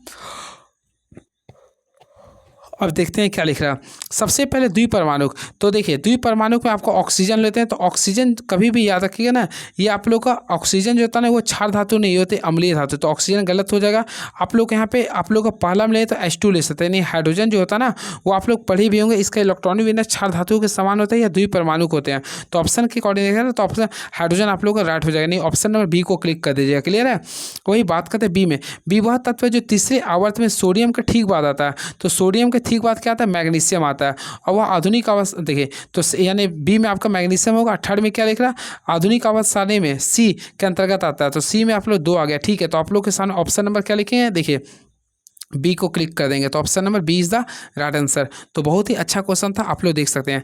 अगेन आई रिपीट, देखिए सबसे पहले आप लोग देखिए ए के बारे में बोल रहा ना, ए सबसे पहले बोल रहा उसकी स्थिति क्या लिखा, क्षार धातु के समान है, क्षार धातु के समान है, और यह द्विपरमाणुक है, द्विपरमाणुक के रूप में है ये। तो फ्रेंड्स आप लोग बताना चाहिए क्षार धातु के समान किसका होता है, हाइड्रोजन का होता है, तो पहला का आंसर ये हो गया ए का। सेकेंड अगर आप लोग देखिए तो बी वह तत्व है जिसके जो तीसरे आवर्त में सोडियम के बाद आता है, सोडियम के बाद क्या आता है, मैग्नीशियम, और आधुनिक आवर्त सारणी के समूह सी के अंतर्गत आता है। तो समूह सी के अंदर यानी वर्ग नंबर समूह यानी सी होता है ना, तो वर्ग नंबर सी के अंतर्गत जो आता हुआ सी का वैल्यू 2 आ जाता है, यहाँ पे 2 कर देंगे। तो इस टाइप से आप लोग कर सकते थे। चलिए then next question is now friends, मैं आप लोगों को बताना चाहता हूँ कुछ एक्स्ट्रा फैक्ट्स के अकॉर्डिंग बताना चाहता हूँ, याद रखिएगा जो मैं बता रहा हूँ। सबसे पहले आधुनिक आवर्त सारणी में अभी जो वर्तमान से आप लोग जो पीरियोडिक टेबल देखते हैं वो आधुनिक आवर्त सारणी जिसे मोस्ले और निल्स बोर ने मिलकर तैयार किया था। इसमें मैं आप लोग को बताना चाहता हूँ कुल 18 वर्ग है। कितने वर्ग हैं? तो 18 कुल वर्ग हैं। देन आप लोग को पता होगा इसमें फ्रेंड्स कुल 7 आवर्त होते हैं। कितने आवर्त होते हैं? कुल 7 आवर्त होते हैं। ये भी आप लोग को ध्यान में रखना पड़ेगा। क्लियर है? चलिए बातें करना चाहते हैं इसमें पहला आवर्त को, तो प्रथम वर्ग के तत्वों को क्षार धातु भी कहते हैं। क्लियर है? जो कि आप लोगों को क्वेश्चन लिख रहा था। अगेन आई रिपीट, देखिए वर्ग नंबर 1 जो होता है, देखिए मैं लिख देता हूँ यहाँ पे ताकि आप लोग कन्फ्यूजन ना हो। तो वर्ग नंबर 1 को हम लोग क्या बोलते हैं? क्षार धातु बोलते हैं। यहाँ पे याद रखिएगा, यानी कि अल्कली मेटल बोलते हैं। इससे क्या बोलते हैं? अल्कली मेटल बोलते हैं। वही वर्ग नंबर 2 की बात करना चाहते हैं। देखिए वर्ग नंबर 2 को बोलते हैं क्षारीय मृदा धातु बोलते हैं। क्या बोलते हैं? क्षारीय मृदा धातु बोलते हैं, जिसमें बेगम के सर 12 आते हैं। इसमें देखिए क्षारीय मृदा धातु कहते हैं। ये भी आप लोग को ध्यान में रखना पड़ेगा। क्लियर है? वही बात करना चाहते हैं हम लोग। क्वेश्चन आता है कि वर्ग 1 में कौन कौन आता है, तो इसके लिए मेरे पास ठीक है, हे लीना ना करो रब से फरियाद। देखिए हे ली ना करो रब से फरियाद, हे ली ना करो रब से फरियाद। अब देखिए आप लोग पढ़ लीजिए। सबसे hydrogen, lithium, sodium, potassium, rubidium, caesium और फ्रांसियम होता है। वही क्षारीय मृदा वर्ग में आता है बेगम के सर 12, यानी कि देखिए बेरिलियम हो गया, मैग्नीशियम हो गया, कैल्शियम होता है, स्ट्रोंशियम होता है। क्लियर है? चलिए very next question is now. काफ़ी अच्छा लगा होगा अगर आप लोग पढ़ने वाले होंगे तो। देखिए निम्नलिखित में कौन सा उदासीनीकरण अभिक्रियाएं हैं? सबसे पहले फ्रेंड्स आप लोग को पता होगा उदासीनीकरण, काफ़ी याद आता है कुछ। देखिए यहाँ पे बताना है उदासीनीकरण, ये क्लास 10th में मैं हमेशा पढ़ाता रहता हूँ, इसलिए कुछ याद आ गया काफ़ी अच्छा से। ठीक है, देखिए जिसका देखिए सबसे पहले फ्रेंड उदासीनीकरण अभिक्रिया क्या होता है? देखिए उदासीनीकरण अभिक्रिया जिसे हम लोग बोलते हैं न्यूट्रलाइजेशन रिएक्शन। उदासीनीकरण अभिक्रिया उसे कहते हैं इसमें अम्ल और क्षारक मिलकर लवण और जल को बनाते हैं। तो इसका एग्जाम्पल अगर आप लोग लिखना चाहते हैं तो देखिए अम्ल और क्षारक, तो अम्ल को सबसे पहले होता है प्रबल अम्ल यानी HCl और प्रबल क्षार यानी NaOH। ये दोनों मिल जाते हैं ना, तो आप लोग को पढ़े भी होंगे ये लवण बनाते हैं। तो सबसे पहले NaCl बना देंगे, देन आप लोग का H2O बनाएंगे। तो पहला ये होता है। तो ये आप लोग का है ऑप्शन कहीं तो बिल्कुल देखना चाहते हैं तो पहला में भी आप लोग का लिख रहा, पहला में तो आप लोग का लिख ही रहा। ठीक है, सेकंड में देखिए नाइट्रिक अम्ल का लिख रहा आप लोग का KOH से, तो ये भी आप लोग का सही है। थर्ड भी सही है, यानी देखा है तो ऑप्शन नंबर 1 2 3 दोनों सही है, तीनों सही है। तो ऑप्शन नंबर A को क्लिक कर देंगे। क्लियर है? चलिए very next question is now. तो फ्रेंड्स यहाँ पे बातें करना चाहते हैं कुछ एक्स्ट्रा फैक्ट्स के बारे में। देखिए एक होता है HCl, तो HCl को बोलते हैं हाइड्रोक्लोरिक अम्ल। क्या बोलते हैं? हाइड्रोक्लोरिक अम्ल बोलते हैं। इस चीज़ को याद रखिएगा। इसे हम लोग म्यूरेटिक अम्ल बोलते हैं। ये क्वेश्चन में पूछता है ग्रुप D में, इसलिए मैं बता रहा हूँ। इसे बोलते हैं म्यूरेटिक अम्ल बोलते हैं। क्या बोलते हैं? म्यूरेटिक अम्ल बोलते हैं। बात करना चाहते हैं HNO3 का, तो HNO3 को बोलते हैं हम लोग नाइट्रिक अम्ल बोलते हैं। क्या बोलते हैं? नाइट्रिक अम्ल बोलते हैं। चलिए नेक्स्ट क्वेश्चन क्या लिखा? मानव नरों में मौजूद लिंग गुणसूत्र XY, मानव नरों में मौजूद लिंग गुणसूत्र XY इनके बीच क्या संबंध है? देखिए आप लोग अल्टीमेटली मैं बताया था मानव नर में जो लिंग होते हैं, यानी हम लोग नर है, मैं खुद नर हूँ, तो नर में जो लिंग होता है वह XY होता है। क्या होता है? XY होता है। इसके बीच क्या संबंध होता है? सबसे पहले इसमें याद रखिए, देखिए XY तो होते हैं। क्लियर है? देखिए आप लोग पढ़े होंगे, देखिए आप लोग को सबसे पहले पढ़े होंगे एक प्रकार के होते हैं समान गुणसूत्र, एक होते हैं असमान। आप लोग पढ़े होंगे मनुष्य के शरीर में कुल 24 जोड़े गुणसूत्र होते हैं, जिसमें फ्रेंड्स मैं आप लोग को बताना चाहता हूँ एक से लेके पूरे, देखिए टोटल 23 जोड़े होते हैं, सॉरी एक से लेके पूरे, देखिए मैं एक से लेके मैं बताना चाहता हूँ एक से लेके आप लोग का टोटल 22 तक जो गुणसूत्र होते हैं सारे का सेम होता है, यानी XX होते हैं। लेकिन 23वां जोड़े होता है ना वह XY होता है लड़कों लोग में, गर्ल्स में होता है XY। ठीक है, इस चीज़ को याद रखिएगा। अब देखिए दोनों के बीच यहाँ पे संबंध हो रहा क्या अंतर है? देखिए काफ़ी अच्छा से मैं बता देना चाहता हूँ। सबसे पहले फ्रेंड्स याद रखिए X जो गुणसूत्र है एक अलग होता है Y गुणसूत्र, दोनों में डिफरेंस मैं बता रहा हूँ। काफ़ी अच्छे से ध्यान से याद कर लीजिएगा, आप लोग के लिए काफ़ी इंपॉर्टेंस होगा। सबसे पहले याद रखिएगा X गुणसूत्र जो होता है यह काफ़ी लंबा होता है। याद रखिए X गुणसूत्र काफ़ी लंबा होता है। क्लियर है? वही बात करना चाहते हैं Y गुणसूत्र जो ना वह X से छोटा है, यानी कि ये Y गुणसूत्र जो ना वह X से छोटा होता है। पहला डिफरेंस याद रखिएगा। और X गुणसूत्र जो होता है वह मेल और फीमेल दोनों में पाया था, मेल और फीमेल दोनों में पाया था। लेकिन Y गुणसूत्र जो ना वह केवल और केवल मेल में पाया था। ये भी अंतर होता है। अब देखिए X गुणसूत्र में अधिक मात्रा में जीन पाए थे, यानी इसमें जो जीन की मात्रा पाए थे वह अधिक मात्रा में पाए थे, वह इसमें जीन की मात्रा कम पाई जाती है। इस चीज़ को भी आप लोग को ध्यान में रखना पड़ेगा। क्लियर है? चलिए और देखिए एक्स गुणसूत्र जो है ना वह बार बॉडी का विकास तथा अंडे का विलय तथा महिलाओं के अन्य विशेषताओं को विशेष करती है। यानी एक्स गुणसूत्र का जो मेन संबंध है वो गर्ल्स लोग के लिए होता है, क्लियर है, लेकिन अंडे वगैरह जो निकलते हैं सब एक्स से होता है। वही वाई गुणसूत्र बॉयज में पाए जाते हैं जो कि वृषण का विकास करते हैं, शुक्राणु का निर्माण करते हैं, ये सब सारे उसी के अंतर्गत आते हैं। तो यहाँ पे हम लोग ऑप्शन देखते हैं क्या लिख रहा है। पहला, इसमें आकार में कोई अंतर नहीं होता। देखिए आकार में अंतर होता है क्योंकि एक्स आप लोग का बड़ा होता है कंपेरिजन टू वाई, तो पहला बड़ा गलत हो गया। एक्स गुणसूत्र बड़ा होता है जबकि वाई गुणसूत्र छोटा, बिल्कुल बी आप लोग का सही है। वाई गुणसूत्र में एक्स गुणसूत्र से अधिक चिन्ह होता है, नहीं, एक्स में ज़्यादा होते हैं। थर्ड, फोर, वाई गुणसूत्र बड़ा होता है जबकि एक्स गुणसूत्र छोटा, ये भी गलत है। आप लोगों को मैं सारे के सारे बता दूँ। आई होप आप लोग को अच्छा लगा होगा। चलिए, निम्नलिखित अभिक्रिया का उत्पाद क्या होगा। सबसे पहले फ्रेंड्स अगर आप लोग रिएक्शन अगर देख रहे होंगे तो आप लोग को पूरा इसमें उत्पाद क्या होगा। देखिए अगर आप लोग इसका नाम लिखना चाहते हैं तो आप लोग देखिएगा क्या इथेनॉल है, क्या ये इथेनॉल है। अब इथेनॉल को हम लोग क्या करें, अल्कली अर्थ मेटल यानी कि यहाँ पे देखिए ऑक्सीकारक करें, यानी कि ऑक्सीकारक करें यानी कि पोटासियम परमैंगनेट से करें, तो अल्टीमेटली आप ये भी क्या क्षारीय क्रोमाइड बोलते हैं, तो ये हम लोग ऑक्सीकारक करें। तो ये क्लास 10th का क्वेश्चन है। जब भी इथेनॉल को हम लोग ऑक्सीजन देते हैं तो वह ऑक्सीकारक होता है और ऑक्सीकारक में क्या होता है वो अम्ल में बदल जाता है। तो ये देखिए इथेनॉल था ना, तो इथेनॉल आप लोग का इथेनोइक अम्ल बन जाएगा जिसका सामान्य सूत्र था CH3COH होता है। तो ऑप्शन नंबर हम लोग बी को क्लिक करें। ये क्लास 10th का क्वेश्चन आप लोग बनाए होंगे, तो ऑप्शन नंबर बी को क्लिक करेंगे तो option number B is the right answer, clear है। चलिए बातें करना चाहते हैं इथेनोइक अम्ल के बारे में। तो फ्रेंड्स इथेनोइक अम्ल में अगर 6% इथेनोइक अम्ल का जलीय विलयन को हम लोग सिरका भी कहते हैं। चलिए, निम्न विषम का चयन करें। सबसे पहले फ्रेंड विषम का चयन करना। अल्टीमेटली अगर आप लोग देखिएगा आकृति डी में दी गई आकृति जो है अन्य सभी अक्षरों से भिन्न है, क्योंकि देखिए अक्षर के जो है ना 3 रेखा से बनी है जबकि सभी अन्य रेखा जो है 2 रेखा से बनी है। देखिए मान लो भी है तो 1 1 2 से बनी है, टी भी देखिए 1 1 2 से बनी है, एल भी 1 1 2, इसमें देखिए 1 हो गया, 2 हो गया, 3 हो गया, इसलिए आप लोगों का के अलग हो गया। तो के आप लोग का डी में लिखा है, तो डी ऑप्शन कहाँ पे लिख रहा है, ए में लिखा है, तो ऑप्शन नंबर ए को क्लिक कर देंगे। चलिए, वर्णमाला से इसको आप लोग खुद से करिए। 27 को आप लोग के लिए क्वेश्चन है ये। परिधान कंपनी के प्रबंधन ने घोषणा की हम अपनी कंपनी का विस्तार करने जा रहे हैं, इसलिए हमें अधिक दर्जियों की नियुक्ति करना जरूरी है। ऑप्शन लिखा देखिए निष्कर्ष धारणाएं। मौजूदा दर्जी आधुनिक डिजाइन नहीं कर पा रहे हैं, विस्तार करने के बाद अधिक बिक्री होगा, विस्तार करने से पहले अधिक उत्पादन करने की आवश्यकता है। तो फ्रेंड्स अगर आप लोग इसको डीपली से अगर पढ़ते हैं तो इसका जो राइट आंसर होगा देखिएगा अपने आप से, तो सेकेंड और थर्ड हो जाएगा। क्या होगा, सेकेंड थर्ड हो जाएगा। चलिए देन नेक्स्ट क्वेश्चन तो नेक्स्ट क्वेश्चन देखते हैं क्या लिख रही है। कुछ क्वेश्चन में स्किप, देखिए ये क्वेश्चन आप लोग का देखिए डायरेक्शन का क्वेश्चन आप लोग खुद से बना लीजिएगा ये क्वेश्चन, ठीक है। और वैसे आप लोग बनाइए तो रूट 6161 आ जाएगा, देख लीजिएगा बना कर, नहीं बनेगा तो कमेंट बॉक्स में लिखिएगा। नेक्स्ट क्वेश्चन, ये सब सारे क्वेश्चन को मैं स्किप कर रहा हूँ, देख ले रीजनिंग का। चलिए साइंस का क्वेश्चन आए, पुनः वन रोपण का अर्थ क्या होता है। फ्रेंड्स मैं आप लोगों को बताना चाहता हूँ पुनः वन रोपण का अर्थ होता है नष्ट हुए वनों के स्थान पर नए पेड़ लगाना। देखिए पुनः वन रोपण तो यानी नष्ट हुए वनों के स्थान पर नए पेड़ लगाना इसका अर्थ होता है। तो ऑप्शन नंबर क्या करेंगे, बी को क्लिक कर देंगे। नेक्स्ट क्वेश्चन, इनमें किसे भारतीय सिनेमा के जनक के रूप में कहते हैं। सबसे पहले फ्रेंड्स याद है भारतीय सिनेमा के जनक, तो अल्टीमेटली मैं आप लोग को बताता भारतीय सिनेमा का जनक जो कहता है दादा साहेब फाल्के को कहते हैं। किनको कहते हैं, दादा साहेब फाल्के को कहते हैं।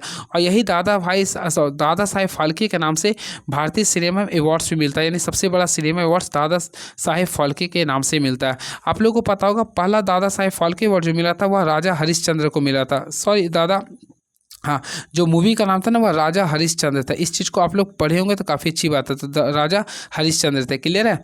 चलिए, और इस अवार्ड्स का जो शुरुआत हुआ था 1969 से हुआ था। कब हुआ था ये, 1969 में हुआ था। लेटेस्ट के अकॉर्डिंग बताना चाहते हैं तो 2023 में, देखिए मैं लिख देता हूँ 2023 में लेटेस्ट दादा भाई साहब अवार्ड जो मिला था वह वहीदा रहमान को मिला था। इस चीज़ को भी आप लोग को पता होगा शायद, वहीदा रहमान को मिला था। ये लेटेस्ट क्वेश्चन था, क्लियर है। चलिए, और भी वैसा कुछ नहीं। 2024 में, तो 2024 में जो मिला था दादा साहेब फाल्के अवार्ड मिला था वह मिथुन चक्रवर्ती को दिया गया था, क्लियर है। इस चीज़ को भी आप लोग को ध्यान में रखना पड़ेगा। चलिए, भारत में निम्नलिखित में से किस पहाड़ी को ब्लू माउंटेन के रूप में जाना था।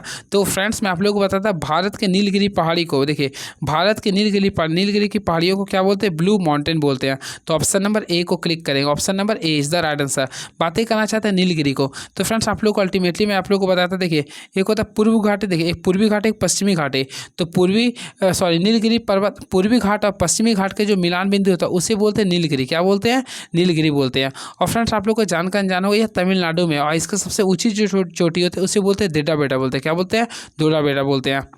चलिए नेक्स्ट क्वेश्चन देखिए, भारत में चाय और कॉफ़ी की फसलों के किस श्रेणी में आते हैं। सबसे पहले चाय और कॉफ़ी के बारे में बोल रहा, तो मैं आप लोगों को बताया था भारत में चाय और कॉफ़ी के जो फसल होता है ना, फसलों के वृक्ष रोपण में आते हैं। क्या आते हैं? वृक्ष रोपण फसल में आते हैं। तो राइट आंसर करेंगे तो ऑप्शन नंबर डी को क्लिक करेंगे, तो option number D is the right answer. Clear है? तो option number D is the right answer. वही बात करना चाहते हैं नकदी फसल का, तो नकदी फसल उसे कहते हैं जिसे हम लोग गर्मी के मौसम में यूज करते हैं, जैसे जूट हो गया, कॉफ़ी हो गया, गन्ना हो गया, कपास हो, ये सब सारे आपका नकदी फसल होते हैं। वही बात करना चाहते हैं बागवानी फसल में, तो इसमें आम, केला, नींबू, अंगूर, इलायची कुछ भी ले सकते हैं, इसको बोलते हैं बागवानी फसल। चलिए देखिए, टाइम एंड वर्क का क्वेश्चन आ गया। रौनक और रिया दोनों रियली में भाई बहन है। देखिए, रौनक और रिया किसी कार्य को 12 और 18 दिन में कर सकते हैं। उन्होंने 6 दिन तक कार्य साथ में किया, फिर रौनक कार्य छोड़कर चली गई। कार्य को पूरा करने के लिए रिया द्वारा कितना समय द्वारा लिया गया समय को ज्ञात करें। सबसे पहले लिखा, रिया और रौनक किसी कार्य को 12-18 दिन में कर सकते हैं। उन्होंने 6 दिनों तक साथ कार्य किया।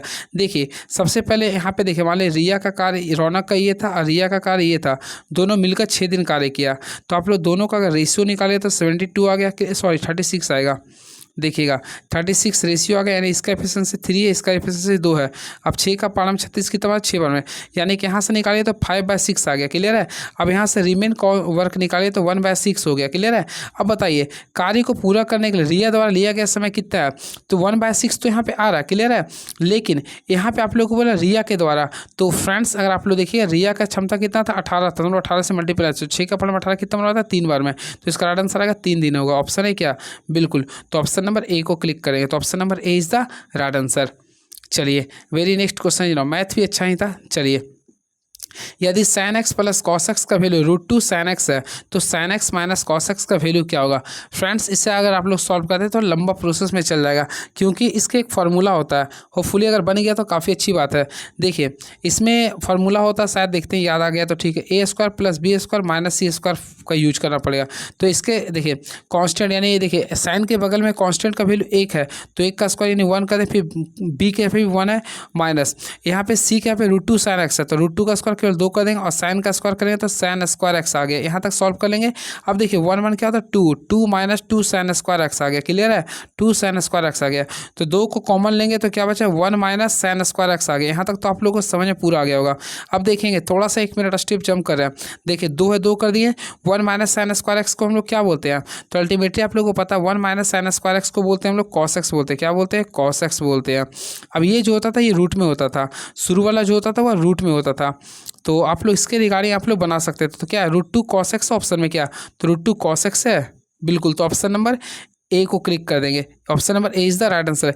एक ना रिपीट, देखिए इस टाइप्स का क्वेश्चन आता ना, तो इस टाइप्स में आप लोग को ये फार्मूला, अगर आप लोग एक प्लस में दिया एक माइनस में निकालना, तो इसका फार्मूला होता है देखिए a² plus b² minus c² होता है। चलिए अगला क्वेश्चन देखते हैं क्या लिख रही है। A B C D E और एफ का माध्य 36 है, यदि बी डी और एफ का माध्य 28 है, तो ए सी ई का माध्य क्या होगा। इसे भी काफ़ी आसानी से बना सकते हैं। देखिए टोटल यहाँ पे कितना है, 1 2 3 4 5 6, तो 6, तो 6 लोगों का माध्य कितना, 36 है ये। तो यहाँ से हम लोग गुना करेंगे तो कितना रहा, 216 आ रहा। फिर बोला बी डी एफ का, यहाँ पे बी डी एफ यानी टोटल 3 लोग हैं और तीनों का माध्य कितना लिख रहा, 28, तो 28 को 3 से गुना करेंगे कितना आ गया, 84 आ गया। सबसे पहले 3 लोगों को पता करेंगे, तो हम लोग डिफरेंस दिखाएंगे। तो यहाँ पे आप लोग 132 आ रहा, तो शेष 3 का अगर निकालेंगे तो टोटल कितना आ गया, 44 आ गया। कितना आ गया, 44। तो याद रखें ए सी ई का माध्य कितना आएगा, 44 आएगा। क्या आएगा फ्रेंड, 44 आएगा। चलिए अगला क्वेश्चन देखते हैं क्या है। ये तो क्वेश्चन और भी इजी क्वेश्चन है ये। 2 वर्ष के लिए 11% साधारण वार्षिक ब्याज की दर से किसी निश्चित धनराशि पर चक्रवृद्धि ब्याज 46 है, तो समान अवधि की समान दर सहित साधारण ब्याज ज्ञात करें। कुछ नहीं करना, 2 वर्ष के लिए बोला ना ये, तो आप लोग काफ़ी अच्छे से 11% है, तो देखिए 11% को तोड़ने का प्रयास कीजिएगा। तो फ्रेंड्स यहाँ पे तोड़िए तो 100 से लेकर आप लोग 11 को जोड़िए, 111 आ गया। फिर हम लोग 2 वर्ष के लिए बोल रहा, तो हम लोग क्या करें, इसको भी यहाँ पे 100 कर देंगे, यहाँ पे 111। अगर आप लोग सॉल्व करते तो देखिए 100 को 100 से गुना करेंगे तो यहाँ पे कितना आएगा, 2 2 4 0 आ गया।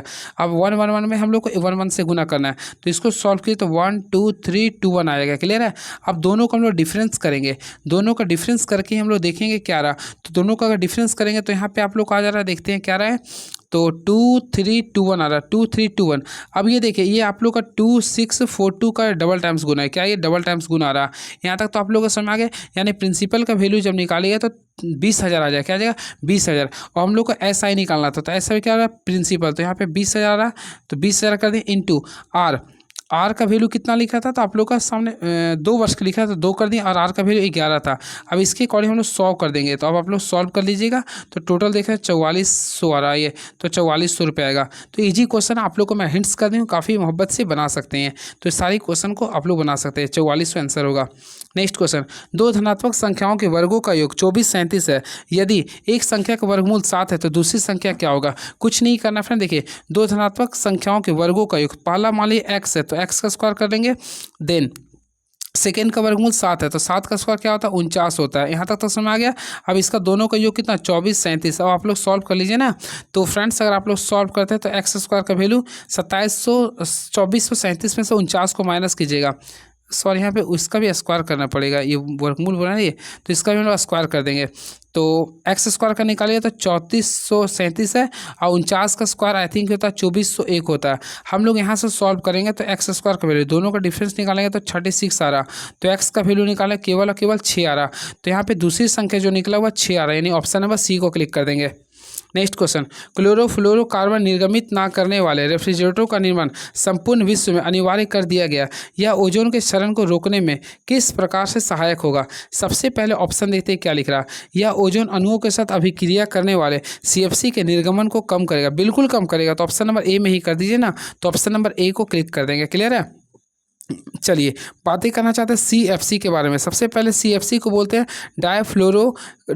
क्लोरोकार्बन बोलते हैं। इसका अनुसूत्र के बारे में बात करना चाहते हैं तो इसका अनुसूत्र भी याद रख लीजिएगा। क्या होता है, CCl2F2 होता है। क्या होता है, CCl2F2 होता है। और फ्रेंड्स आप लोगों को पता है ओजोन परत की जो मोटाई मापते हैं वह डॉप्सन से मापते हैं। किससे मापते हैं, डॉप्सन से मापते हैं। और वही ओजोन परत की, देखिए ओजोन परत के लिए अक्षय के लिए एक बैठक हुआ था जो कि 16 सितंबर को हुआ था, और आज भी आप लोग को पता हो 16 सितंबर है। तो मैं आप लोग को बताना चाहता हूँ 16 सितंबर 1987 को, देखिए 16 सितंबर 1987 को कनाडा के मॉन्ट्रियल में तो मॉन्ट्रियल प्रोटोकॉल हुआ था। तो ये भी याद रखें, मॉन्ट्रियल प्रोटोकॉल कब हुआ था, 16 सितंबर को। इस वजह से 16 सितंबर को हम लोग ओजोन अक्षय दिवस मनाते हैं। एक एकल आवृत्ति वाले उत्पन्न ध्वनि को क्या कहते हैं। तो याद रखिए एक एकल आवृत्ति वाले उत्पन्न ध्वनि को टोन कहते हैं। क्या बोलते हैं, टोन। तो ऑप्शन नंबर बी को क्लिक करेंगे, तो option number B is the right answer. Clear है। चलिए अगला क्वेश्चन देखते हैं क्या होता है ये। तो फ्रेंड आयाम पिच वगैरह तो आप लोग जानते होंगे। देखिए अगर आप लोग नहीं आते तो एक ग्राफ बना देता हूँ, सारे के सारे क्लियर करो। देखिए सबसे पहले अगर इस टाइप से अगर आप लोग चल रहे हैं तो ये आप लोग ग्राफ हो गया। अब देखिए यहाँ पे थोड़ा सा ध्यान दीजिएगा, यहाँ से लेके यहाँ तक जो आप लोग, इसी को बोलते हैं लैम्डा, यानी कि दो लगातार सुरंगों के बीच की दूरी या दो लगातार गर्तों के बीच की दूरी हो तो इससे बोलते हैं तरंगदैर्घ्य बोलते हैं। और वही जो सबसे लंबा जो वेव जाता है इससे बोलते हैं आयाम बोलते हैं। क्लियर है। चलिए तांबे के अयस्क निम्नलिखित में कौन सी है। सबसे पहले फिर लिख रहा है बॉक्साइट। तो बॉक्साइट का फार्मूला आप लोग जानते हैं Al2O3, यानी ये एल्युमिनियम का हो गया। बातें करना चाहते हैं हम लोग ऑप्शन के रिगार्डिंग। तो तांबा का बोला ना, तो मैलेकाइट, तो ऑप्शन नंबर बी आप लोग का सही हो जाए। मैलेकाइट जो होता है ना वो आप लोग का तांबे के अयस्क होता है। किसका होता है, तांबे का। बातें करना इसका फार्मूला का, तो याद रखें CuCO3 होता है। सबसे पहले CuCO3 लिखते हैं, फिर Cu लिखते हैं, फिर OH का होल 2 लिखते हैं। ये आप लोग को याद रखना पड़ेगा। क्लियर है। चलिए नेक्स्ट क्वेश्चन देखते हैं क्या लिख रहा। रेडियोधर्मी तत्वों को किस समूह में रखा गया। तो फ्रेंड्स अगर आप लोग पढ़े होंगे तो काफ़ी अच्छे से पता होगा, रेडियोधर्मी तत्वों को ना हमेशा एक्टिनाइड में रखते हैं। किस में रखते हैं, एक्टिनाइड्स में रखते हैं। जो कि फ्रेंड्स आप लोग पढ़े होंगे एक्टिनाइड्स, एक होता है देखिए एफ ब्लॉक एलिमेंट्स को 2 पार्ट्स में बांटा गया, एक होता है एक्टिनाइड, एक होता है लैंथोनाइड होता है। तो इसे एक्टिनाइड्स में रखते हैं। किस में रखते हैं, एक्टिनाइड में रखते हैं। तो ऑप्शन नंबर ए को क्लिक करेंगे। बातें करना चाहते हैं एक्टिनाइड को। तो फ्रेंड एक्टिनाइड वैसे तत्व कहते हैं जिसका परमाणु संख्या 89 से शुरू होता है। देखिए जिसका 89 से शुरू होकर 103 तक चलता है उसे बोलते हैं एक्टिनोइड्स बोलते हैं। क्या बोलते हैं, एक्टिनोइड्स बोलते हैं। क्लियर है। चलिए और लेंथोनाइड के बारे में आप लोग कमेंट बॉक्स में लिखिए किसे बोलते हैं। तो अल्टीमेटली फ्रेंड आप लोग कमेंट बॉक्स में लिखिए लेंथोनाइड क्या होता है। यानी एफ ब्लॉक वाले जो होता है ना, यानी 5F में जो आते हैं उसे बोलते हैं लेंथोनाइड, और 6F में जो आता है वह एक्टिनोइड सीरीज बोलते हैं। वही बात करना चाहते हैं आवर्त 6 में। तो फ्रेंड्स अगर आप लोग पढ़े होंगे तो आप लोग कमेंट बॉक्स में लिखिए आवर्त 6 में कुल कितने तत्व होते हैं। आप लोग को मैं बताना चाहता हूँ कुल पीरियोडिक टेबल में कुल आवर्त की संख्या 7 है। देखिए 1 2 3 4 5 6 7 होता है, और सबसे ज़्यादा जो तत्व होता है वह आवर्त संख्या 6 में होता है। ठीक है। और आप लोग बताइए 1 में कितना, 2 में कितना, आप लोग कमेंट बॉक्स में लिखिएगा। चलिए नेक्स्ट क्वेश्चन, लाल दवा जो कीटाणुनाशक के रूप में प्रयुक्त होती है वह कौन सी होती है? तो फ्रेंड सिंपल क्वेश्चन है, लाल दवा जो कीटाणुनाशक के रूप में प्रयुक्त होती है उसे बोलते हैं पोटासियम परमैंगनेट, यानी पोटासियम परमैंगनेट। तो ऑप्शन नंबर सी को क्लिक करेंगे, पोटासियम परमैंगनेट। ठीक है, अब इसका फार्मूला की बात करना चाहते हैं तो इसका रासायनिक सूत्र है KMnO4 लिखते हैं, KMnO4 लिखते हैं। क्लियर है, तो पोटासियम परमैंगनेट का फार्मूला था KMnO4 बोलते हैं। और इसके साथ साथ ये ऑक्सीकारक के रूप में भी ये यूज होता है, ऑक्सीकारक में। वही बात करना चाहते हैं बोरेक्स के बारे में। सबसे पहले याद रखें बोरेक्स का जो फार्मूला होता है मे भी पॉसिबिलिटी पूछ सकता है, तो Na2 होता है, Na2 होता है, उसके बाद B4 लिखते हैं और O7 लिखते हैं। ये सब सारी चीज़ों को आप लोग को ध्यान में रखना पड़ेगा। क्लियर है, चलिए नेक्स्ट क्वेश्चन, ये देखिए रीजनिंग का क्वेश्चन है, थोड़ा ध्यान दीजिए तो बन जाएगा। ये इनक्वालिटी का क्वेश्चन थोड़ा सा ध्यान दीजिए, बन जाएगा। ये सब सारे क्वेश्चन को मैं अभी स्किप कर दे रहा हूँ। चलिए, वैसे अगर नहीं बनता है आप लोग से तो कमेंट बॉक्स में लिखिए, मैं सारे क्वेश्चन को डील कर दूंगा। मैं उस क्वेश्चन को बताऊंगा जो आप लोगों के लिए काफ़ी इंपॉर्टेंस है, जो कन्फ्यूज। देखिए, कुछ व्यक्ति एक गोल मेज में पारित मेज के में केंद्र की ओर मुख करके बैठे हैं। क्लियर है, एस देखिए अब कितना व्यक्ति नहीं बता रहा, तो देखिए हम लोग क्या करेंगे, कितना व्यक्ति हमको नहीं पता, हम इस टाइप से टोटल 8 गोल ले लेते हैं। देखिए एस पी के दाईं ओर से तीसरे स्थान पे है, तो देखिए एस जो है ना पी के दाईं ओर से तीसरे, मान लीजिए एस आप लोग का, ठीक है, तो एस जो है पी के दाईं ओर से, तो दाईं यानी कि देखिए एस जो है ना पी के दाईं ओर से तीसरा 1 2, तो पहला दूसरा तीसरा पी के, देखिए तो पी के दाईं ओर से तीसरा जहाँ पे एस आ गया, फिर पर बैठा है जो जेड के बाईं ओर से चौथे स्थान पर बैठा है, तो जो हमेशा सेकेंड वर्ड्स के लिए आता है, यानी कि देखिए ये जो पी जो है ना आप लोग का जेड के बाईं ओर से चौथे स्थान पर बैठा है, तो पी जो है, पी क्या लिख रहा, पी जो है जेड के बाईं ओर से तीसरे स्थान पर बैठा है, तो जेड के बाईं ओर से तीसरे स्थान पर बैठा है। तो देखते हैं जेड के बाईं ओर से तीसरा स्थान, तो पहला, तो देखिए जेड के पहला जो हाथ तो तीसरे स्थान पे हो गया।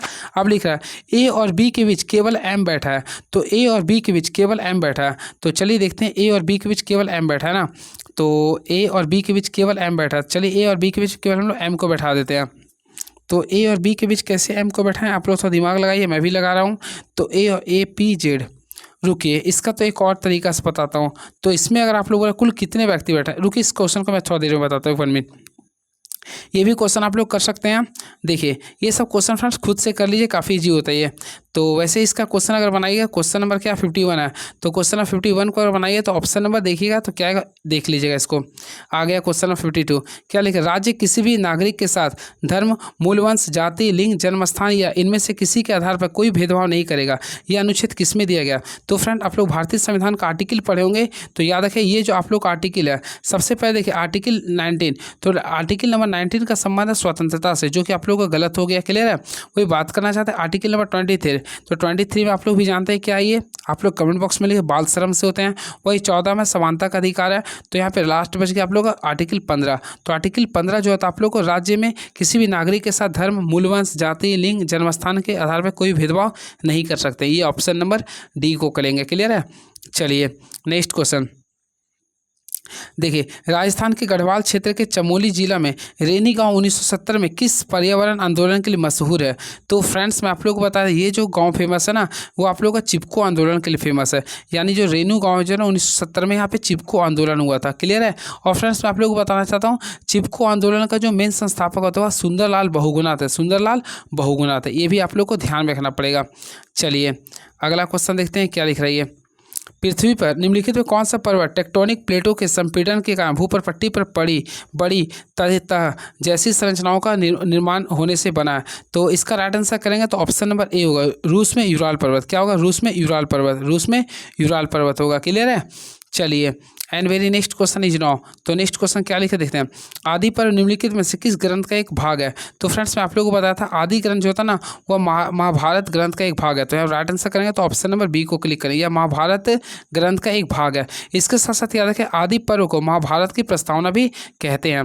बात करना चाहते हैं महाभारत, तो फ्रेंड्स याद रखें महाभारत में कुल 8 पर्वों का वितरण किया गया। क्लियर है, और बात करना चाहते हैं सामवेद को, तो सामवेद को भारतीय संगीत का जनक कहते हैं। क्लियर है, वही बात करना चाहते हैं विष्णु पुराण को, तो विष्णु पुराण मौर्य वंश से संबंधित होते हैं। क्लियर है, चलिए अगला क्वेश्चन देखते हैं क्या लिख रहा है। ए अकेला किसी कार्य को 10 दिन में पूरा कर सकता है और बी उस कार्य को 15 दिन में पूरा कर सकता है। ए और बी उस कार्य को 4800 रुपये में हाथ में लेते हैं, वे सी की मदद से उस कार्य को 5 दिन में पूरा करते हैं, तो सी को कितनी धनराशि भुगतान करेंगे? काफ़ी इजी क्वेश्चन है फ्रेंड्स, आप लोग बना लिए होंगे अब तक। देखिए सबसे पहले ए की क्षमता क्या है, ए किसी कार्य को 10 दिन में पूरा करते हैं, बी उसी कार्य को कितना दिन में 15 दिन में करते हैं, और ए अभी उस कार्य को 4800 में 7 में करने के लिए फैसला लेते हैं। और वही लिख रहा सी की मदद से 5 दिन में करते हैं, यानी कि तीनों अगर मिल जाते हैं, यानी ए प्लस बी प्लस सी तीनों अगर मिल जाते हैं ना तो वह 5 दिन में करते हैं। तो टोटल इफिशिएंसी अगर निकालिए तो 30 आ रहा है। क्या आ रहा है? 30 आ रहा है। स्पेशलिस्ट अगर ए की बात करना चाहते हैं तो 3 आ रहा है, बी के करें 2 और तीनों मिला के बात करना चाहते हैं तो 6 आ रहा है। क्लियर है? अब देखिए यहाँ पे हम लोग सी का निकाला, ए का एफिशिएंसी तो 3 है, बी का एफिशिएंसी 2 है और सी का भी लोगों को पता नहीं टोटल कितना था, 6 था। तो यहाँ पे हम लोग सी का निकालें तो 6 में से 5 गया तो 1 बचेगा। तो सी का एफिशिएंसी केवल 1 आ रहा है। क्लियर है? और हम लोग यहाँ पे बोला सी को कितनी धनराशि भुगतान करना पड़ेगा। सबसे पहले टोटल धनराशि देखेंगे तो 4800 था। क्लियर है? 4800 था यहाँ पे। और हम लोग को बोला सी को, तो क्या लिख रहा सी के लिए ना, तो सी के लिए यहाँ सी को कितना, तो यहाँ पे देखिए सी के लिए अगर आप लोग देखें तो यहाँ पे 6 से एक्स्ट्रा ले आया था। क्लियर है?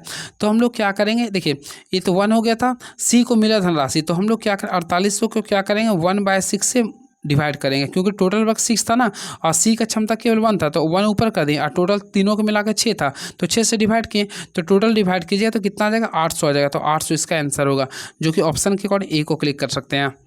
चलिए 300 और 1000 के बीच में कितनी संख्याएं 7 से विभाज्य है। कुछ नहीं करना है। सबसे पहले जब भी ऐसा क्वेश्चन आता है तो आप लोग क्या कीजिए, एपी के अकॉर्डिंग बना दीजिए। तो पहला कौन सा संख्या होता है जो आप लोगों के बीच में यानी 7 से डिवाइड होता है 300 के बाद। तो देखिए 7 से डिवाइड करेंगे 300 के बारे में, देखिए देखते हैं यहाँ पे 7 चौक 28 कर दें, यानी कि 28 बच गया। ठीक है?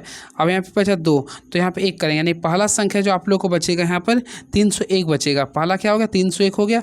और लास्ट देखेंगे तो 700 900 देखते हैं यहाँ पे 9 एक बार में हो गया 7 हो गया, यहाँ पे 2 बचा 9, फिर 7 चौक क्या हो गया 28 हो गया। फिर देखेंगे तो 1 बचा, तो 1 यहाँ पे 4 यानी 994। तो हम लोग क्या करेंगे 301 से स्टार्ट करेंगे, तो 301 करेंगे फिर 7 करेंगे यानी 8 हो गया। लास्ट में क्या किए थे हम लोग खुद भूल गए। तो 900 कितना था, शायद कितना था, यानी देखते हैं मैं फिर से भूल जाते हैं।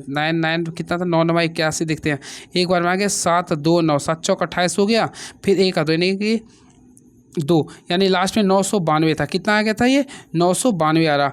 तो फ्रेंड्स आप लोग को इसी के रिगार्डिंग में बता रहा हूँ, थोड़ा सा ध्यान दीजिएगा ताकि आप लोग को भी अच्छा लगे। ये हो जाइए। अब देखिए यहाँ से आप लोग को एपी बनाना है। क्या बनाना है? तो एपी बनाना है। तो कुछ नहीं करना, बस एपी बना के टोटल सॉल्व कर देना। ये देखिए ये हो जाना ये। चलिए ये तो आप लोगों को समझ में आ गया था कौन कहाँ से नहीं। अब चलिए बात करना चाहते हैं इस क्वेश्चन को सॉल्व करते हैं। देखिए सबसे पहले लास्ट में से फर्स्ट को माइनस कीजिए, तो 992 में से 301 को घटाएंगे तो 2 में से 1 बचा, 9 में से 9 बचा, यहाँ पे 6 यानी 691 डिफरेंस 7 का था। तो 9 से 63 आ गया, तो यहाँ पे कितना 63 घटा देते हैं तो यहाँ पे 6 9, यानी यहाँ पे मैं मुझसे लगता है मिस्टेक हो रहा है, आप लोग देख लीजिएगा। ये गलत तो खैर नहीं होना चाहिए, गलत तो खैर लास्ट में अगर आप लोग 7 को डिवाइड करते हैं देखते हैं 9 9, तो 9 9 1 सॉरी 7 बार में है 2 और 9, यानी कि यहाँ पे 7 चौक 28 हो गया। ठीक है? फिर 2, तो 2 और 1 आएगा ना, तो यहाँ पे 991 आएगा। तो 991 में से हम लोग करेंगे तो 991 में से 301 घटाएंगे, थोड़ा सा यहाँ पे मिस्टेक हो जा रहा है। तो 991 में से हम लोग 301 को माइनस करेंगे तो यहाँ पे 0 9 690 आ रहा। अब 690 7 का टेबल में तो वैसे नहीं आता, लेकिन इसका ओवरऑल अगर कीजिएगा ना तो देखिए 100 तक आ जाएगा। क्या आ जाएगा 100 तक आ जाएगा। इसी के रिगार्डिंग आप लोग करके देख लीजिए। क्लियर है? लेकिन आई रिपीट थोड़ा सा मैं कन्फ्यूज करके हूँ। देखिए सबसे पहला संख्या देखिए 300 के बाद कौन सा होता है, 300 को 7 से भागा दीजिए ना। ये तो पहला मान लीजिए यहाँ पे 3 0 लिखा तो 7 चौक 28 हो गया। अब यहाँ पे बचा कितना 2, तो 2 यहाँ पे 1 करेंगे तब ना होगा 7 तो पहला संख्या तो 301 हो गया। तो अब बताइए आप लोग खुद 301 पहला संख्या। क्लियर है? 300, हाँ सेकेंड संख्या क्या होगा 308 हो जाएगा। ठीक है? लास्टली अगर आप लोग चलते हैं तो 9 देखिए हम लोग को क्या करना 7 का में जो 9 9, तो यहाँ पे देखिए यहाँ पे 1 कर देंगे तो 9 बार में आ गया, ये 7 बार में कैंसिल हो गया, 2 और 9 7 चौक कितना हो गया, ये 28 हो गया। फिर यहाँ पे करेंगे 1 बचा, तो 1 में यहाँ पे हम लोग 4 करते हैं, यानी कि 94 9 9 4 होगा ना ये। तो 994 में से हम लोग 301 को माइनस कीजिए, तो 301 को माइनस करेंगे, यहाँ पे 3 आ गया, यहाँ पे 9, यहाँ 6। अब डिवाइड कीजिए इसको हम लोग 7 से करेंगे, तो 7 से डिवाइड करेंगे 7 9 63 यानी 9 हो गया। अब फिर यहाँ पे करेंगे तो 9, तो यानी 99 आ गया। अब 99 हम लोग 1 ऐड कर देंगे, कितना 100 आ जाएगा। तो राइट आंसर 100 है क्या? बिल्कुल। तो ऑप्शन नंबर बी को क्लिक करेंगे। फ्रेंड्स इसी प्रोसेस से बनाइएगा, थोड़ा सा मुझसे मिस्टेक हो गया था। क्लियर है? चलिए and very next question question लिख रहा हूँ। तो देखिए क्वेश्चन क्या है, मैं सारे को बताऊँगा तो बताऊँगा। चलिए देखते हैं क्वेश्चन क्या लिख रहा।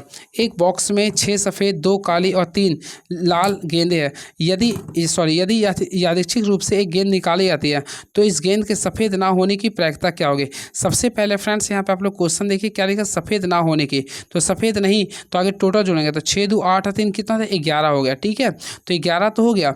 आप लोग बोला सफ़ेद ना होने की, तो यहाँ पे देखिए 3 2 कितना गया 5, तो 5 बटा क्या करेंगे 11 कर देंगे। तो ऑप्शन के अकॉर्डिंग करेंगे तो ऑप्शन नंबर बी को क्लिक करेंगे तो 5 बटा 11 इज द राइट आंसर।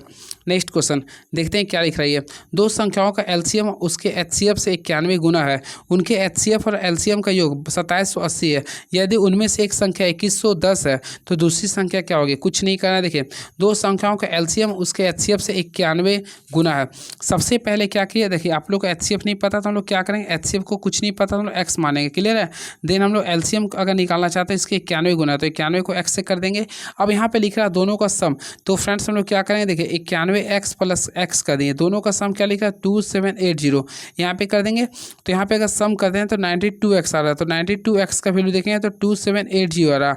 तो यहाँ से हम लोग अगर x का वैल्यू निकालेंगे तो सिंपल वे में 30 आ रहा है। क्या आ रहा है ये 30 आ रहा। तो फर्स्ट ऑफ ऑल हम लोग एलसीएम निकालेंगे। तो एलसीएम को हम लोग क्या माने थे, x माने थे। तो एलसीएम को तो मतलब 91 गुना एक्स माने थे ना, तो 91 को हम लोग 30 से मल्टीप्लाई कर देंगे। तो इसका एलसीएम जो आप लोग के सामने आ रहा 91 गुना 30 आ गया, और एचसीएफ की बात करना चाहते हैं 30 आ गया। तो हम लोग इसी के रिगार्डिंग सॉल्व करते हैं। आप लोगों को पता है क्या होता है एचसीएफ गुना एलसी, देखिए मैं लिख देता हूँ। एचसीएफ गुना एलसीएम इक्वल टू क्या होता है ए गुना बी होता है, यानी दोनों का प्रोडक्ट होता है।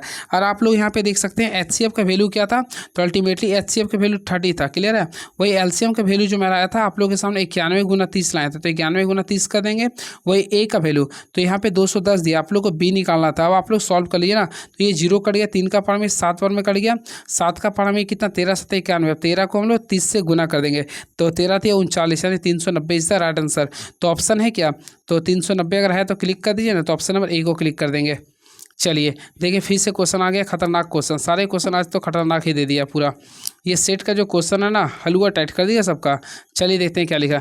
ट्रायंगल पी क्यू आर में 4 एंगल पी बराबर 5 एंगल क्यू बराबर 20 एंगल आर है, तो क्यू का मान क्या होगा। सबसे पहले फ्रेंड जब भी स्टेप्स का क्वेश्चन आता है तो आप लोगों को कुछ नहीं करना, रेशियो के रिगार्डिंग आप लोगों को सॉल्व करना है। क्लियर है। तो देखिए क्या करना है, हम लोग क्या करते हैं, देखिए इसमें 5 4 20 का हम लोग एलसीएम ले लेंगे, उसी के रिगार्डिंग सॉल्व करेंगे। तो एलसीएम निकालेंगे तो 80 आ जाएगा। क्या आ जाएगा 80 आ जाएगा। अब सॉल्व करते हैं। सबसे पहले हम लोग जानते हैं तीनों एंगल का सम क्या होता है 180 डिग्री होता है। क्या होता है 80 डिग्री होता है, 180 होता है। अब देखिए सबसे पहले आप लोगों को देखिए थोड़ा सा मैं समझाने के बाद, देखिए 4 एंगल पी है तो 4 एंगल पी बराबर हम लोग यहाँ पे लिखेंगे 5 एंगल क्यू है। क्लियर है। देन आप लोग यहाँ पे लिखा है 20 एंगल आर लिख रहा है। आई होप यहाँ तक समझ में आ गया होगा। सबसे पहले हम लोग एंगल पी की बात करना चाहते हैं, तो एंगल पी की बात करना चाहते हैं, ये आप लोग का जो वैल्यू होगा 5 गुना क्या करेंगे 20 कर देंगे। क्लियर है। अब 5 गुना 20 कर दें, उसी प्रकार एंगल क्यू करेंगे तो 5 को छोड़ देंगे तो 5 4 गुना क्या करेंगे 20 करेंगे। देन एंगल आर लिखेंगे तो हम लोग 4 गुना क्या करेंगे 5 करेंगे। यहाँ तक आप लोग समझ में आ गया होगा। अब हम लोग क्या करेंगे, देखिए कैंसिलेशन करेंगे। देखिए 5 का पारा में 20 आता है 4 बार में, फिर 5 का पारा में 20 आता है 4 बार में। क्लियर है। अब और भी कुछ कैंसिल हो रहा है, क्या देखिए ये 4 4 ये 4 कैंसिल हो गया, तो यहाँ पे आप लोग का 5 बच गया, फिर आप लोग का 4 बच रहा, फिर 1, यानी 5:4:1 बच रहा। तो 5 4 9 और 1 10, 10 रेशियो का वैल्यू आप लोग के सामने 180 लिख रहा। तो अल्टीमेटली 1 रेशियो का वैल्यू देखिएगा तो 18 आएगा। कितना आएगा 18। हम लोग यहाँ पे निकालना क्यू का, तो क्यू का वैल्यू 4 था, तो 18 को 4 से गुना करेंगे कितना आएगा 72 डिग्री आएगा। तो फ्रेंड्स राइट आंसर करेंगे तो 72 डिग्री आएगा, जो कि ऑप्शन नंबर देखेंगे तो ए को क्लिक कर देंगे। तो option number A is the right answer. चलिए एक डाउन सिंड्रोम बालक में लिंग गुणसूत्र क्या होता है। सबसे पहले याद रखिए एक डाउन सिंड्रोम बालक में जो लिंग गुणसूत्र होता है वह XY होता है। क्या होता है ये XY। ऑप्शन है क्या, तो देखते हैं क्या लिखा। हाँ तो XY है ना, तो ऑप्शन नंबर सी को करेंगे। तो याद रखिए एक डाउन सिंड्रोम बालक में लिंग गुणसूत्र क्या होता है XY होता है। क्लियर है। और देखिए डाउन सिंड्रोम शिशुओं में 21वें जोड़ी के गुणसूत्र 2 के बजाय 3 सूत्र वाले होते हैं। क्लियर। इस चीज़ को भी याद रखिएगा। और इस सिंड्रोम में क्या होता है, इस सिंड्रोम से जो पीड़ित व्यक्ति है उसके कद छोटा हो जाता है, मंद बुद्धि हो जाते हैं। तो इस टाइप से आप लोग पढ़े होंगे। क्लियर है। चलिए वही एक होता है आप लोग का क्लाइनफेल्टर होता है। तो क्लाइनफेल्टर सिंड्रोम में गुणसूत्रों की जो संख्या हो जाती है वह 47 होती है, यानी क्लाइनफेल्टर्स में कितना होता है 47 हो जाती है, जिसमें 44 तो सेम होता है। आप लोग का जो 3 होता है XX Y होता है। क्या होता है XX Y होता है। होता है, ये मैक्सिमम गर्ल्स लोग में होती है। क्लियर है। चलिए नेक्स्ट क्वेश्चन देखते हैं क्या लिख रही है। जेनेटिक्स इंजीनियरिंग में निम्नलिखित में से किसका प्रयोग होता है। अल्टीमेटली फ्रेंड्स आप लोगों को पता होगा जेनेटिक्स इंजीनियरिंग में मैक्सिमम जो प्रयोग होता है वह प्लाज्मिड का होता है। क्या होता है, प्लाज्मिड का होता है। तो ऑप्शन नंबर बी को क्लिक करेंगे। क्लियर है। चलिए नेक्स्ट क्वेश्चन, दी गई अभिक्रिया में सही संतुलित रासायनिक समीकरण का चयन करें। तो इसमें संतुलित रासायनिक समीकरण वैसे समीकरण कहते हैं जिसमें दोनों और प्रत्येक तत्व के परमाणु की संख्या समान होती है। तो इसमें ऑप्शन देखिएगा तो ऑप्शन नंबर सी को क्लिक कर देना पड़ेगा। देखिए जिंक की संख्या 1 है, यहाँ पे जिंक की संख्या 1 है। नाइट्रोजन 2 है, यहाँ देखिए नाइट्रोजन 2 है। Ag 2 है, यहाँ देखिए Ag 2 है। O 6 है तो O 6 हो गया। बाकी लोगों में डिफरेंस था। चलिए इसमें आप लोग को बताना है, देखिए निम्नलिखित तालिका में दर्पण उसके अनुप्रयोग और अनुप्रयोग का औचित्य दिया गया संदर्भ 2 में। तो इसमें बताना कौन सा पूर्णतः सही है। पहला, अवतल दर्पण का अनुप्रयोग क्या दंत चिकित्सा में करते हैं, बिल्कुल करते हैं। इसके द्वारा प्रतिबिंब आभासी सीधा आवर्धित होता है। तो देखिए इसका द्वारा जो बना प्रतिबिंब आभासी भी होता है, सीधा भी आवर्धित भी होता है। तो पहला आप लोग का बिल्कुल सही है, यानी कि पहला का अनुप्रयोग भी सही है, औचित्य भी सही है। उत्तल दर्पण साइट लाइट में, तो फ्रेंड्स आप लोगों को बताना चाहिए उत्तल दर्पण अपन स्ट्रीट लाइट में भी करते हैं और ये अपसारित भी करते हैं, ये भी आप लोग का सही, बड़े क्षेत्रों में देखना होता है। ठीक है। ये बात करें थर्ड, अवतल दर्पण का प्रयोग सौर भट्टी में भी करते हैं, ये अभिसारित का सही है। उत्तल ये रियर व्यू में नहीं करते, पस दिस में नहीं करते, ये बड़ा प्रतिबिंब के छोटा बनाता है। 1 2 3 केवल सही होगा आप लोग का। तो आंसर करें केवल 1 2 3 होगा, यानी ऑप्शन नंबर डी को क्लिक कर देंगे। अच्छा क्वेश्चन था। ये सब सारे क्वेश्चन जो पैटर्न है अगर आप लोग देख लेते हैं तो काफ़ी इंपॉर्टेंस होगा आप लोगों के लिए। चलिए ये क्वेश्चन है 65 क्वेश्चन है ये। तो चलिए इसको देखिएगा, खुद से बनाइएगा। क्लियर है। चलिए जब मिनट वाली सुई 2 घंटे 20 मिनट की अवधि के समतुल्य दूरी तय करती है तो कोणीय कोण क्या होगा। सबसे पहले आप लोगों को मैं बताता थीटा इक्वल क्या होता है, 11/2। देखिए लिख लीजिए फार्मूला 11/2 माइनस 30h होता है। इस फार्मूला को आप लोग याद कर लीजिए, आप लोगों के लिए काफ़ी इंपॉर्टेंस होगा। तो देखिए 11/2 कर देंगे मिनट, तो मिनट का वैल्यू कितना है 20 ले देंगे, माइनस 30 कर देंगे और h का वैल्यू 2 था। सॉल्व किया 2 का पारा में 20 कितना बार आता है 10 बार में। तो 11 को 10 से गुना किया कितना 110 आ गया। 30 दूनी कितना आ गया 60। तो 110 में से 60 को घटाएं कितना डिग्री आ गया 50 डिग्री आ रहा। तो यहाँ पे तो 50 डिग्री आ रहा। तो यहाँ पे आंसर क्या लिख रहा है 50 डिग्री नहीं है तो 50। तो 360 में से 50 घटाएंगे तो नहीं होगा। तो यहाँ क्वेश्चन क्या लिख रहा है देखते हैं, ये तो मैं घड़ी वाला बता दे रहा हूँ। तो इसमें पूरा वो कोणीय दूरी कितनी होगी। फ्रेंड्स आप लोग यहाँ पे देखना चाह रहे हैं कोणीय दूरी पूछ रहा नहीं है। सबसे पहले आप लोगों को पता है घड़ी अगर पूरा घूमता है 1 घंटा में तो 360 डिग्री का एंगल बनाता है। तो 1 मिनट के लिए करेंगे तो 60 से डिवाइड करेंगे तो यानी कि कितना डिग्री आ गया 6 डिग्री आ गया।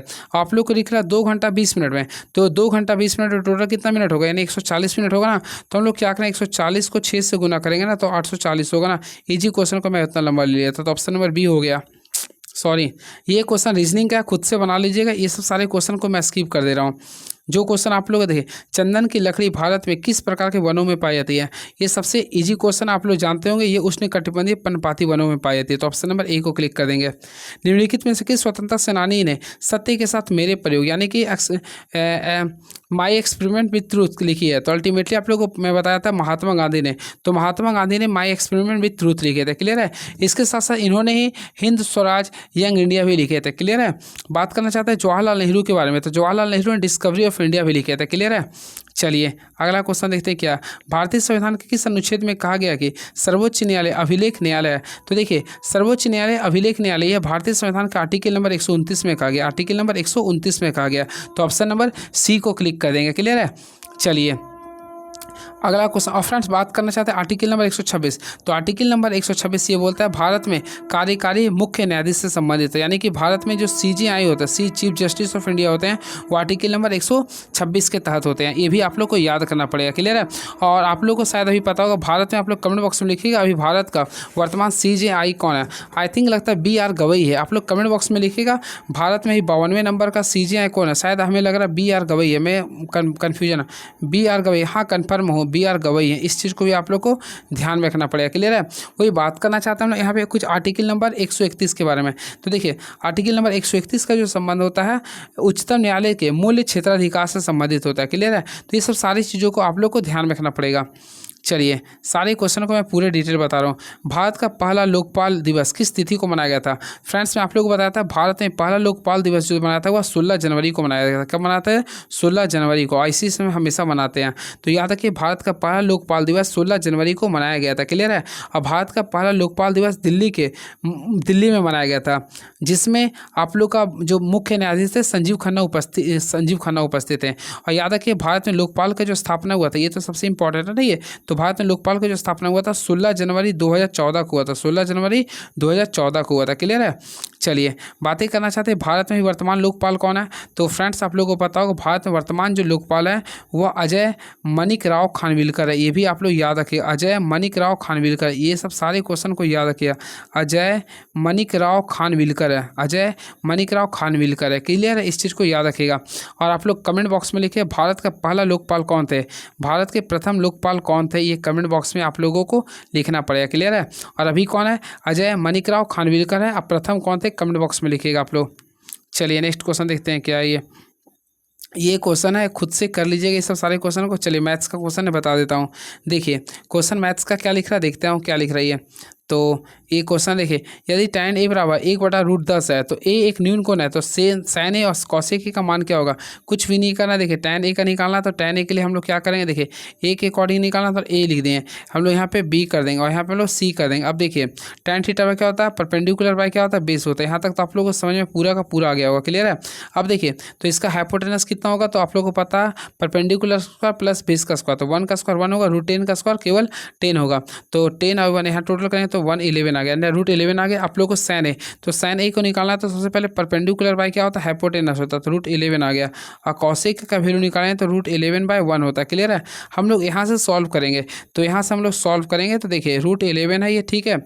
अब यहाँ पे 1 कर देंगे प्लस इसको भी सॉल्व यहाँ पे, हाँ तो यहाँ पे सॉल्व करें तो √11 को 11 से गुना करें, केवल 11 होगा। तो टोटल सॉल्व करें तो 12 कितना आ रहा है, √11, 12/√11। तो ऑप्शन नंबर देखेंगे तो ऑप्शन नंबर सी को करेंगे तो 12/√11 होगा, जो कि ऑप्शन नंबर सी को क्लिक कर देंगे। चलिए यदि किसी त्रिभुज की 3 भुजाएं 12, 22 और m इकाई है तो निम्नलिखित तो कौन सा सही होगी? सबसे पहले जब भी याद आएगा तो त्रिभुज के लिए गुण के बारे में आप लोग को बताना चाहता हूँ, हमेशा याद रखिए। देखिए मैं लिख देता हूँ, इसमें ये होता है a - b होता है। क्लियर है?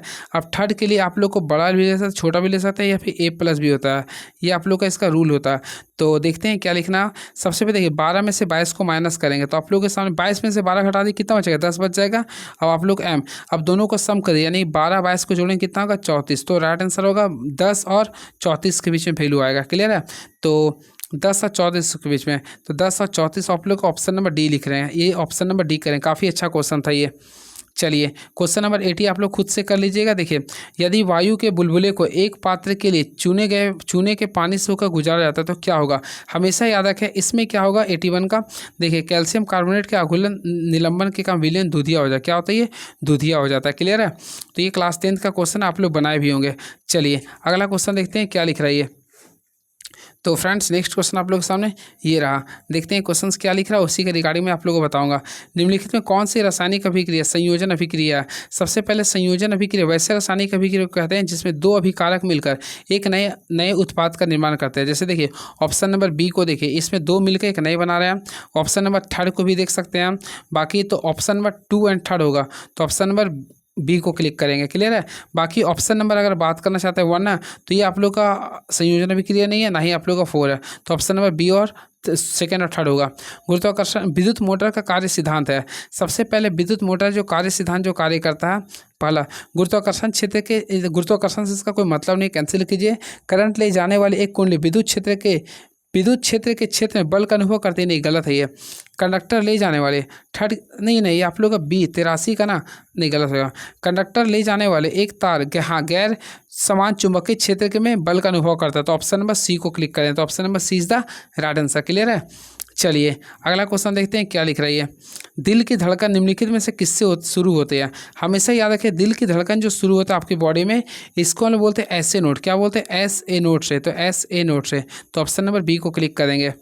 ये भी क्वेश्चन है। 12 वोल्ट की बैटरी में 0.2 ओम, 0.3 ओम, 0.4 ओम, 0.5 ओम और 12 ओम के प्रतिरोध श्रृंखला में एक साथ जुड़े हुए हैं।